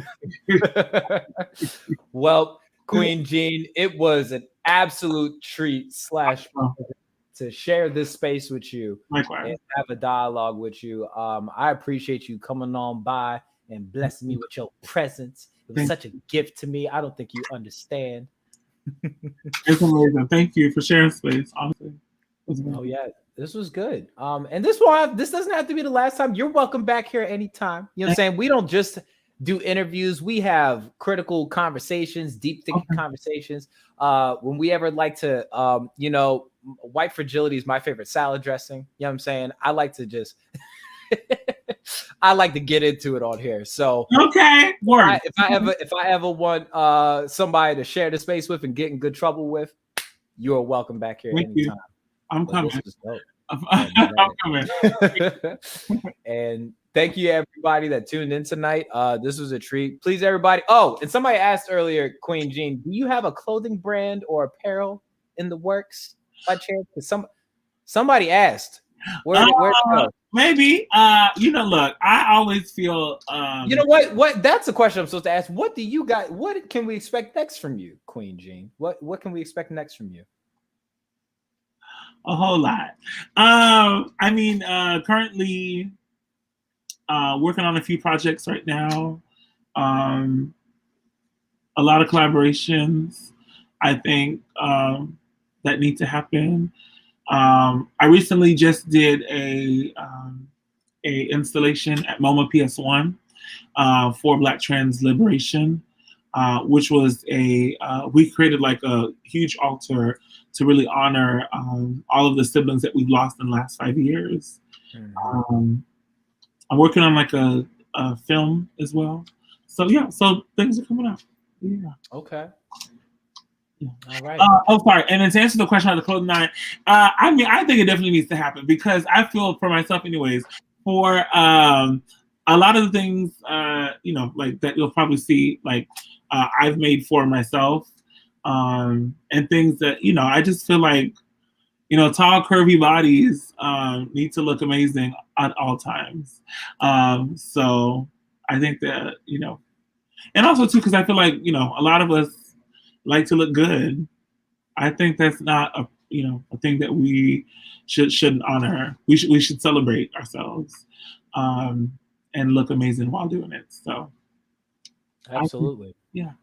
So, right. It's not really a date, so I'm going to give you a in the words. You know what? And when you are ready, you know what? When you're it's given spring, summer. When you're ready for a launch date, let me know. I got no problem bringing you back on for some free promo. I got you on that. I got you on that. All right. Of course, beloved. I got you. Thank you, everybody, for tuning in tonight. This was great. This was funny. A lot of laughs. I still love my sister, even though she eats flats over her drums. It's a bit demonic. We'll talk about that later. Oh, my God. Oh, my goodness. But thank you, everybody, for tuning in tonight. Thank you for being respectful and loving and compassionate in the comment section. Always remember, you are beautiful, blessed, and beloved. Raisins don't go on potato salad. Do you know that there's somebody that saw you live that puts, yeah, I said that. Do you know somebody that saw you live puts mayonnaise on their peas? Okay, nice. Do you eat mayonnaise on your peas? No, I do not. I'll say this. I'm not here to yuck anybody's yum. So I know that's right. I was just saying that the other day. You over here stuck on drums, and you can be missing out on a blessing, right? A little Hellman's or a Duke Mayo on some peas. So if I cook you dinner one day, and I put some mayonnaise on your peas, you gonna eat it? I think you should ask me first, and then the answer. You should definitely inquire first, and I'll be like, next time. Brother, before I just make your vegetation assimilate to whiteness, I should ask I will first. not. Thank you. Look, I don't know. There might be something hidden there. It's gonna stay hidden for me for right now. Thank you. Oh my goodness. What about never mind. I will talk about this after we go offline. Raisins don't go on potato salad. No. Mayonnaise does not go on peas, and Jesus wasn't white.